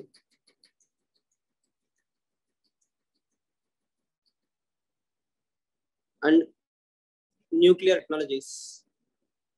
And nuclear technologies. So, where is the river Moskova? Obviously, as the name says, Moskova is near Moscow. It's in Russia. So, Brahmaputra plus Moskova collectively is called as BrahMos. Brahmaputra plus Moskova. Two river names combinedly are creating the name of BrahMos. Okay. Just for idea's sake.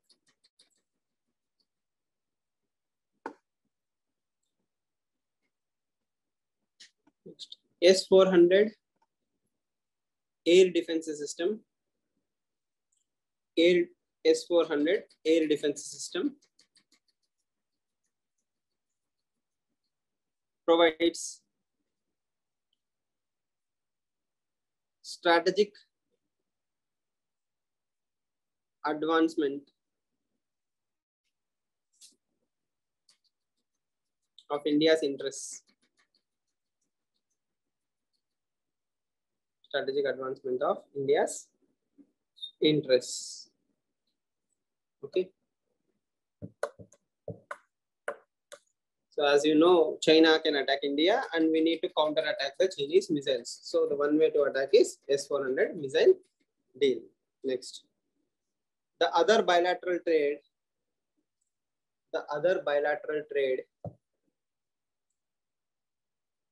hovers around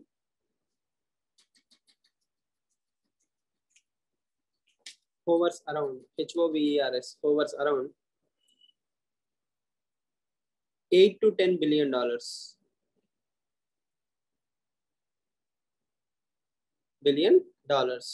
So if we remove weapons trade, what are we trading with Russia? Hardly $8 billion. With USA, alone $150 billion. So you see the difference, right? We call Russia our best friend, but we are only dealing with Russia with $8 billion. Whereas with USA, we're having $150 billion trade. That is a gap. Okay. In the brackets, write down target 30 billion by 2025.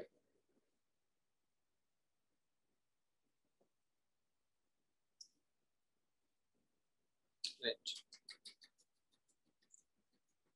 India's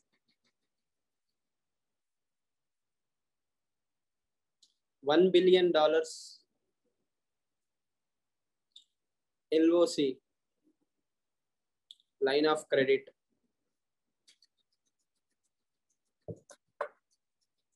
to Russia to develop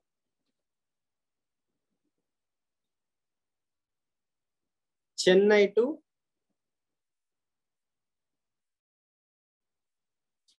Vladivostok, VLADI, VOSTOK, Chennai to Vladivostok, Far East region. Far East region. Okay. So what is line of credit? Line of credit, it's a help. Okay. So we are giving money to whom? Russia. Yes. Eighth wonder of the world. Yes. We are giving money to Russia to develop what? Far East Russia. That is almost above China. So there is a port called as Vladivostok. So from Chennai all the way till Vladivostok, that Far East connect is being developed. Okay. Recently Modi promoted that in East Asian Summit. But again, the theory is there is a cooperation. What are we helping? Helping Russia to develop its Far East region. Okay. Next.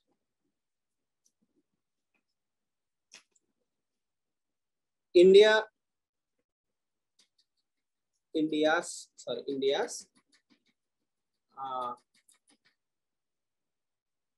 imports of crude oil has increased recently. Yes. Why? Russia-Ukraine war led to cheaper oil. We are importing cheaper oil. Okay. India also abstained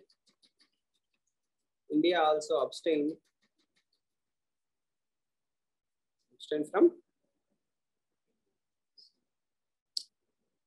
UN resolutions against Russia. Next.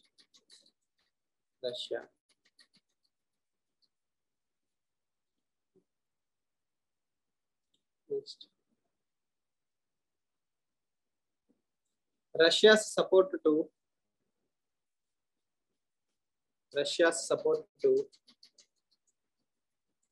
India's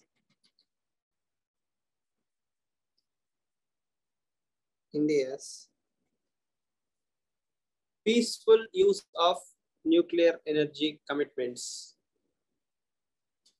Peaceful use of nuclear energy commitments. Yes. So Russia is helping India to fulfill its peaceful commitment. That is, nuclear use should be used for peaceful purposes. In the brackets, write down KNPP. Any idea what it is? KKNPP. KKNPP. Kundan Kulam. KUDAN. Kudan Kulam. KULAM. Kudan Kulam nuclear power plant. PLANT. Plant. KKNPP. Okay. So that is also being developed by India-Russia cooperation. Yes.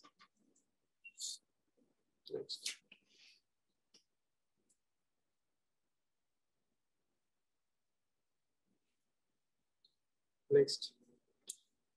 In the recent times,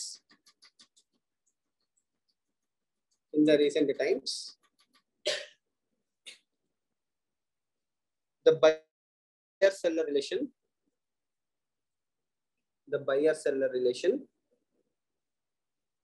evolved to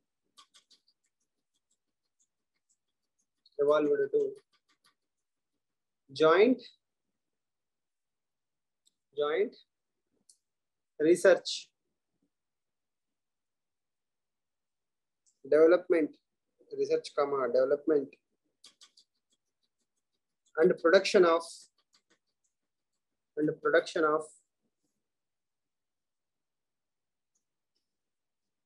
what? Advanced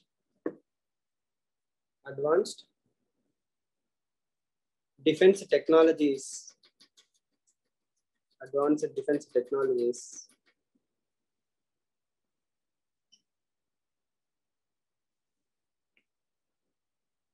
Right, as you can understand, so the buyer-seller relation is slowly shifting to co-development of or joint development of defense technology.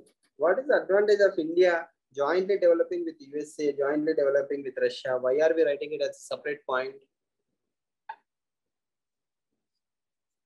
So that is the legacy dependency is being reduced, right? Right now we are not blaming Russia because we are legacy dependent. That means we brought the technology from Russia. We didn't bring the technology from Russia. We only brought the tools, not how.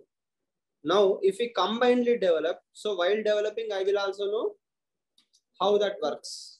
Okay. So in future also, if the relations with Russia or USA gets spoiled, my weapons or my tools, I will also know how to operate them. So that is the strength. Yes. What else? India exercised the strategic autonomy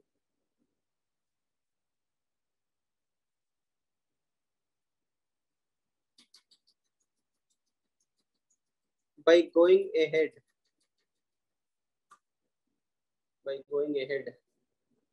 with S-400 deal withstanding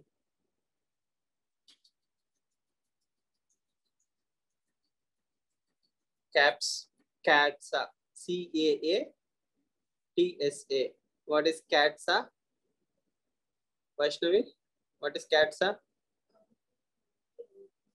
Count anti-Americans, BJP fans.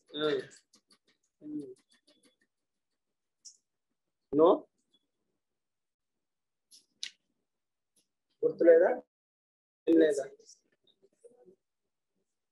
గుర్తులేదా విన్నారా?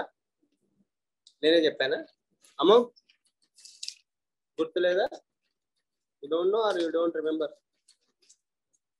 Countering American adversaries through Sanctions Act. Countering American adversaries through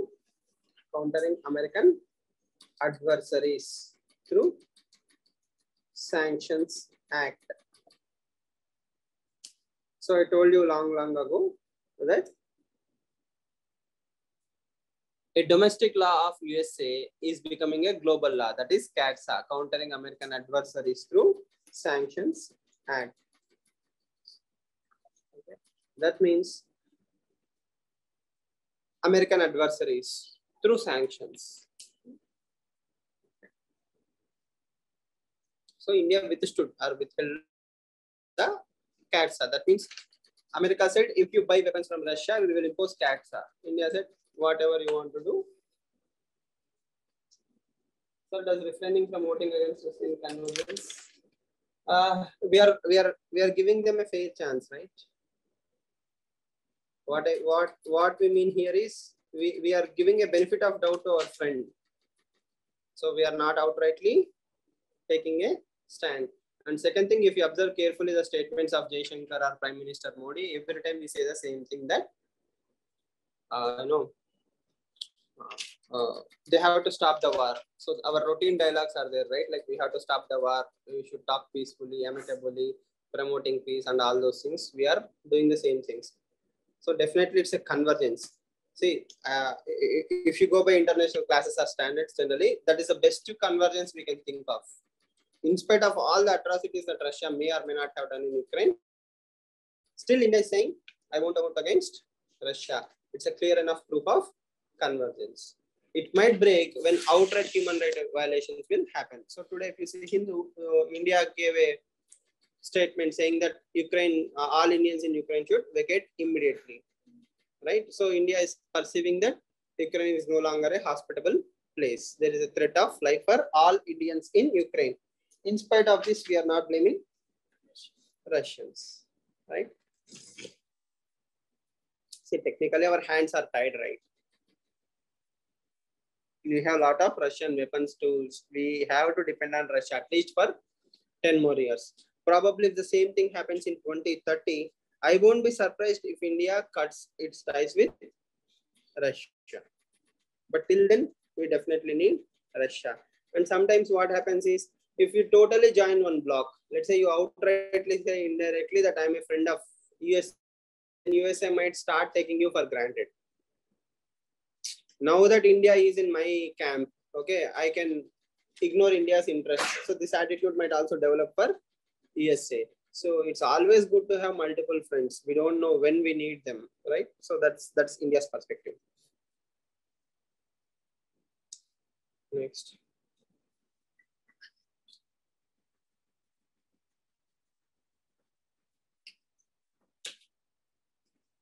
India and Russia also work on counter-terrorism and cyber security. You know, it's a funny thing. Most of the hackers are from Russia or Romanian regions. Russian and Romanian regions. So generally, when they write this virus, when they write viruses or malwares, okay, they add a line which says, don't attack computers with Russian keyboards. You get the idea, right? That means I'm the Russian hacker. I'm developing a code to attack other countries, to steal their data, to steal the credit card information and all those things. I'm also writing a rule that if the computer is using a Russian alphabet-based keyboard, ignore that computer. Don't leave it. Patriotism. Yes or no? If it is in English, please go and get all the data. Okay. And Russian hackers are very smart. They don't steal billions of dollars in one go. They will steal $20, $30 from lot of accounts. Okay. In USA, pensioners, old people, there will be so many accounts, right? So from all the accounts, they will steal $20, $40. Even if they hack the system, they steal a very minimum amount. That if let's say, imagine 500 rupees is cut from your bank account, you may not take it very seriously, right? But at least you'll think, okay, it's not a big deal also. But imagine stealing 500 rupees from 1 lakh accounts. It's a huge amount of money. But still, they became rich. So they want to keep the doors open so that next time they can steal. But at the same time, they want to steal in small amounts. So there are so many kinds of all these things. But the thing here is Russia is very good in this cyber security, cyber hacks. North Korea, Russia have a good amount of infrastructure. India can take their help also in cyber security. We definitely need Russia's help. Okay. Yes. Next.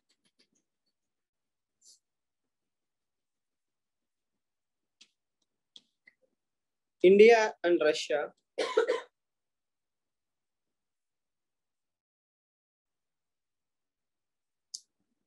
are working on RIN, R-I-N caps. RIN, R-I-N, RIN. RIN is the blue color soap, right? No? Russia-India network of universities.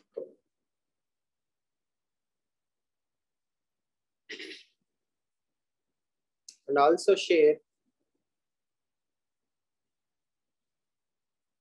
Telemedicine.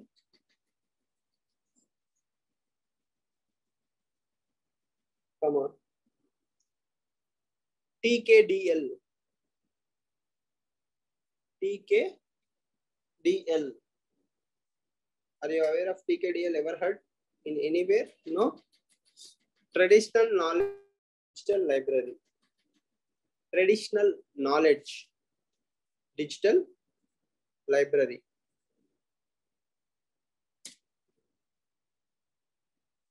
Right.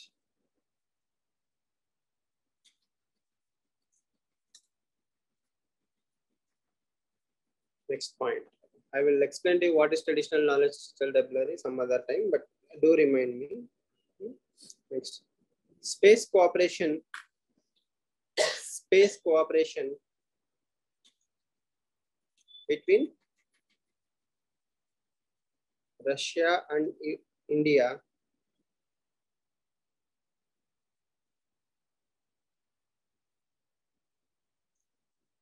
helped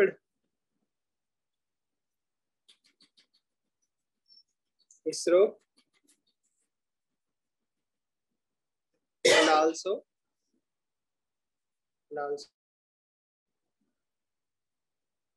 vital for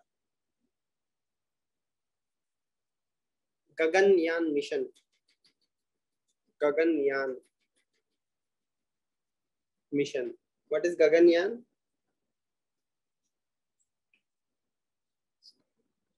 Gaganyaan mission. What is Gaganyaan? Ever heard about Gaganyaan? Heard. Nice. What is Gaganyaan?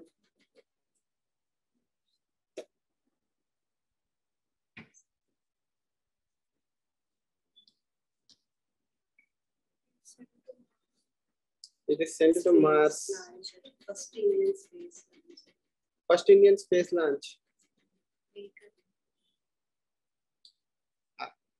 Aren't PSLV, GSLV India's space launch our own? Yes. Two missions, so two missions, human flight into space. The first mission to space. Who is Rakesh Sharma then? Indian space mission. That is technically correct. So it is first time India is indigenously creating Gaganyaan to send Indian astronauts to space. Okay, and the astronauts are being trained by Russia.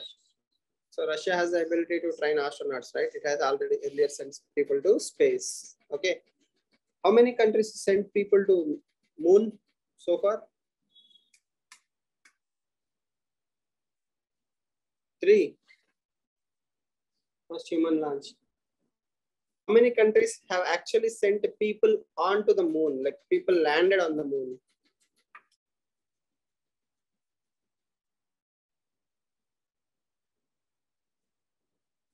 Two countries, USA, Russia. Russia sent people to moon.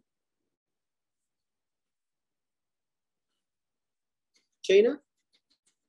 China also have sent people to moon. No? Is moon important? Yes. Is Gaganyaan mission going to send people to moon or space?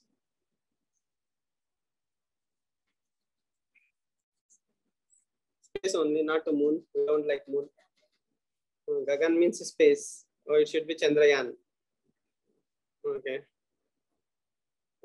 Tomorrow tell me how many countries actually sent people to moon. How many, like literally landed on the moon. Sending is one thing, landing is a different thing.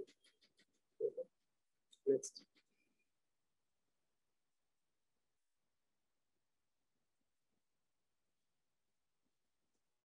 India and Russia, INR also cooperate on peaceful usage of India and Russia also cooperate on peaceful usage of outer space. So I think Pradeep is saying that Russia never sent people to moon. I mean, there is no landing of Russians on moon. Only one country have so far done is USA. China is planning. Yes. No? What is peaceful stage of outer space? Space is fourth frontier or fifth frontier? See, there are three theaters of war. One is land, water, air. These three are the most common things: land, air, and water. Then you have your cyberspace. Cyber, internet is the new area to have a war. And the last area that is pending is space. So if I set up some satellites which can launch missiles, or if I occupy, let's say China, moon, International Space Station is a peaceful usage, right? Again, if I send some satellites and some machinery to moon and start occupying all this territory is mine. Okay, then that is not peaceful usage of outer space. So outer space is a very important area, converging, developing area, emerging area for UPSC discussions also. You should have an idea on outer space as well. Okay, India and China are India and Russia are cooperating in that particular region. But also remember that Russia is one of the first violators.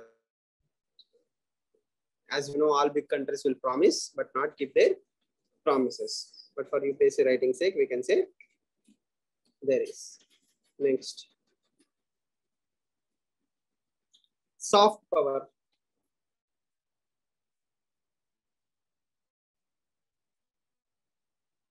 Soft power examples: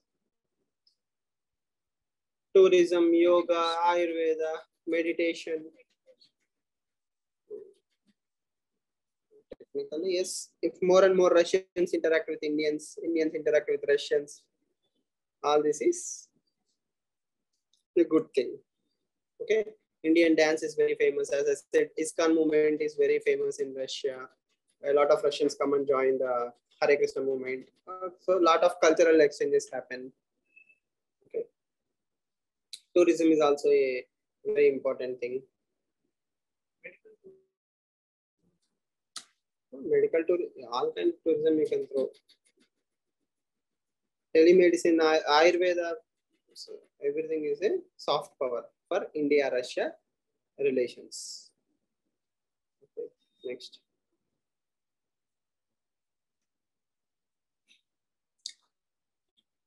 Right, last few points. India-Russia strategic economic dialogues.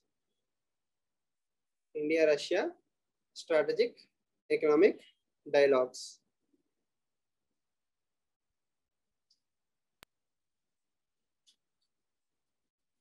And trilateral dialogues. And trilateral dialogues. So strategic economic dialogues means anything like when we go to BRICS or any place else or two places, all this promote India-Russia relations. So in diplomacy, always remember, more times you meet, the stronger the relations are supposed to be in theory. Next, issues.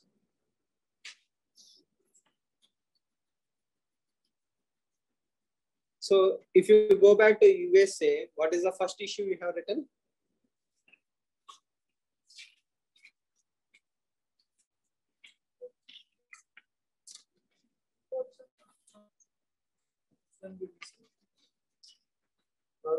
Today I explicitly mentioned the heading. Imports of arms from USA. So in Russia, what is the issue?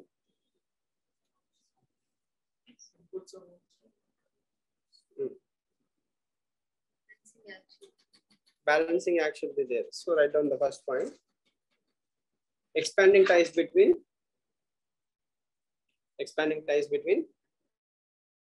India and USA.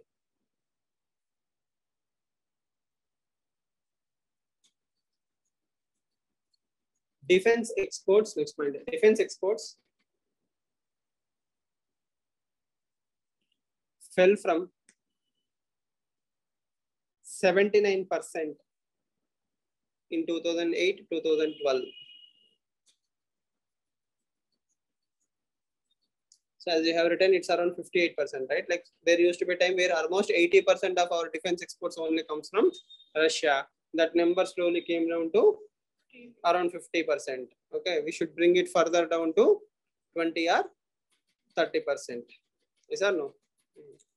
That means it does not mean we are buying less weapons. We are buying less weapons from Russia. We are buying weapons from every small country, Israel, USA, France. So many people are exporting. Sooner than later, we will develop our own what? Defense technology. Okay, next.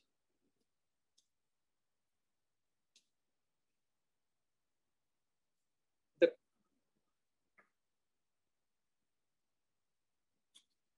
Russia-China ties.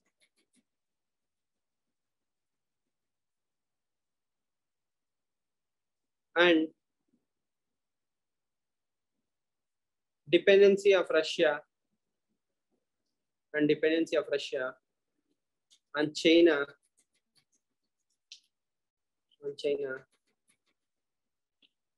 affects Indian interests. Affects Indian interests.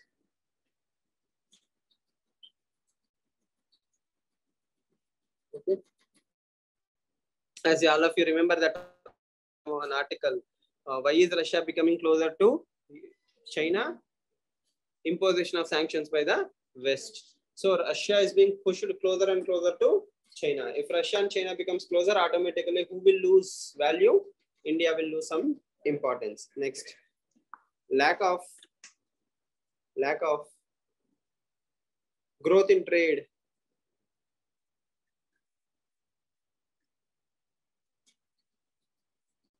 Lack of growth in trade. Connectivity.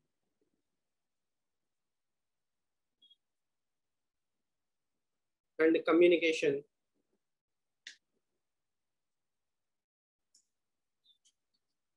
Also affects India's interests.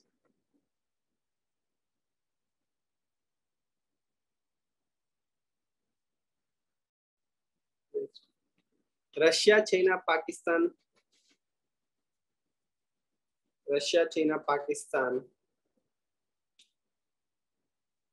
Axis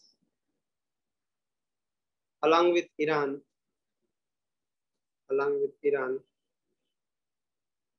may lead to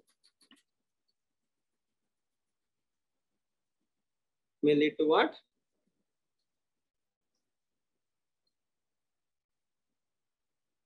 May lead to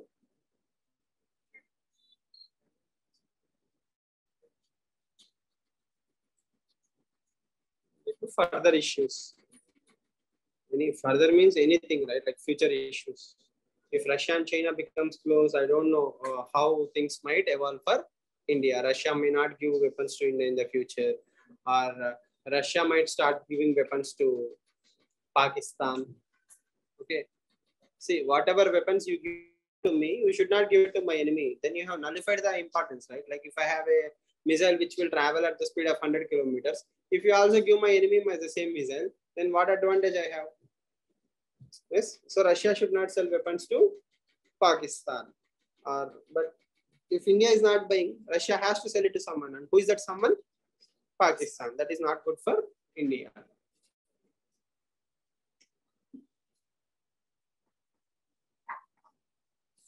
Next. Russia removed restrictions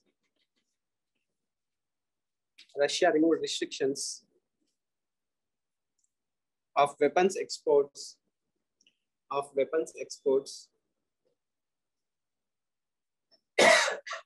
to Pak.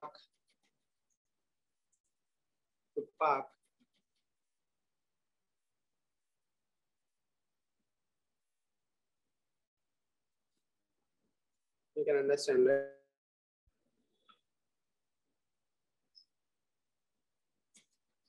If If you are selling it to my enemy, then you are not my friend. As simple as that. Okay, next last point. Russia-Ukraine war. Russia-Ukraine war.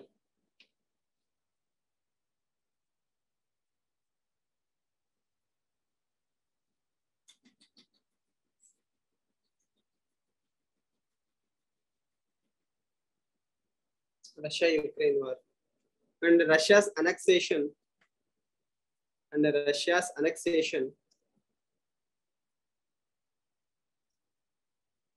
Of Ukraine regions.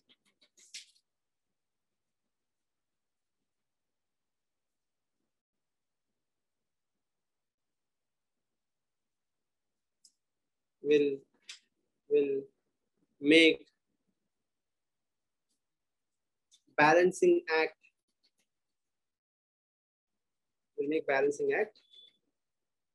difficult.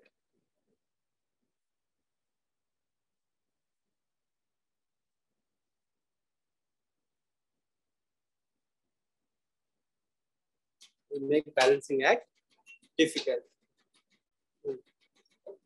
So again, it's what we call as arms race, right? Like what Pradeep is mentioning is, if everybody is having the same kind of missiles, then we keep on improving.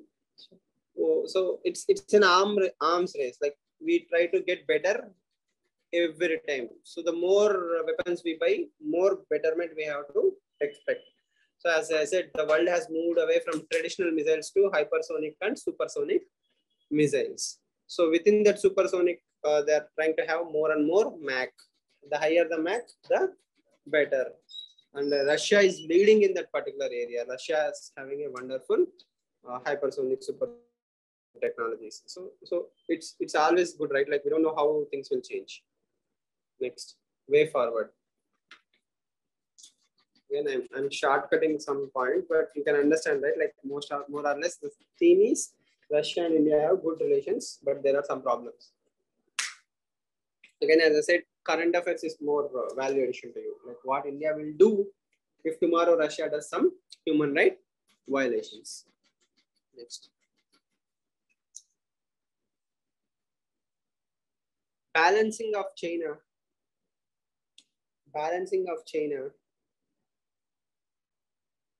and limiting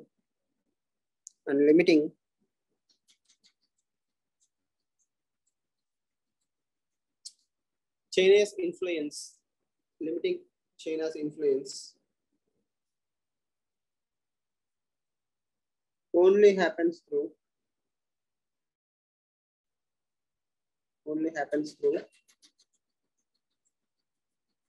Russia's help.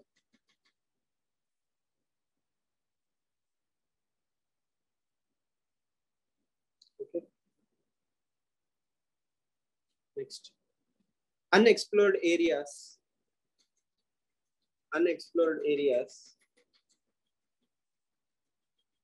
like Arctic region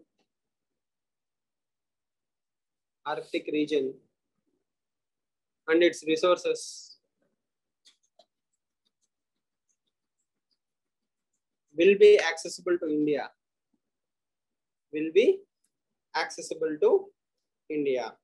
Where is Arctic?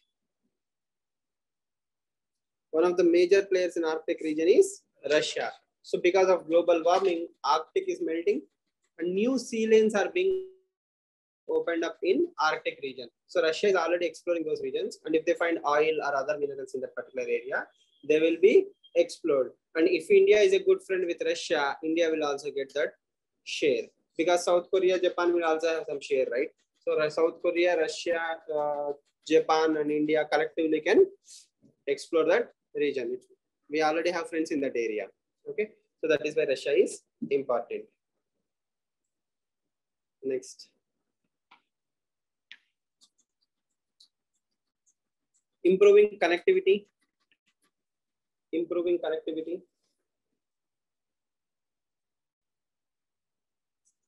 Trade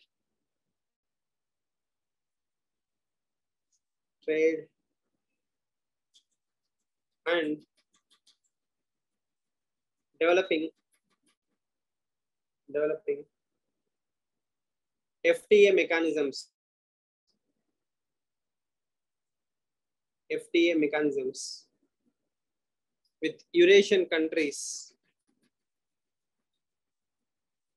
Eurasian countries will be mutually beneficial.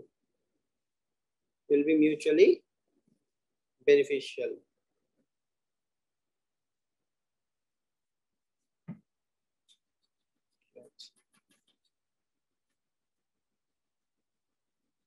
The 2+2 dialogue.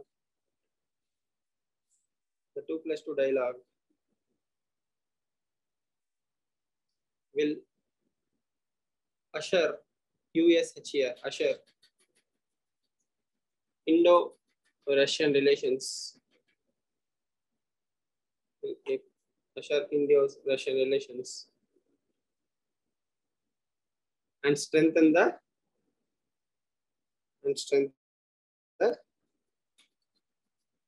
strategic partnership. Strengthen the strategic partnership. So tomorrow we will see the maps. We haven't seen maps in a while, right? Tomorrow we'll see map, Russia, Arctic, and all those regions. You'll get an idea that at the end of the day, Russia and USA are big players. Okay, they have veto power. They are legacy issues. They are not created yesterday. They have 70 to 80 years, 70, 75 years of relations with all these countries. So whatever we do, we will only request them or we will influence them subtly, like slowly. We request them, like we are working towards a better relations. We cannot or we are not in a position to dictate terms to Russia as of now, or nor with USA, right? Okay. Yes. Continue tomorrow then.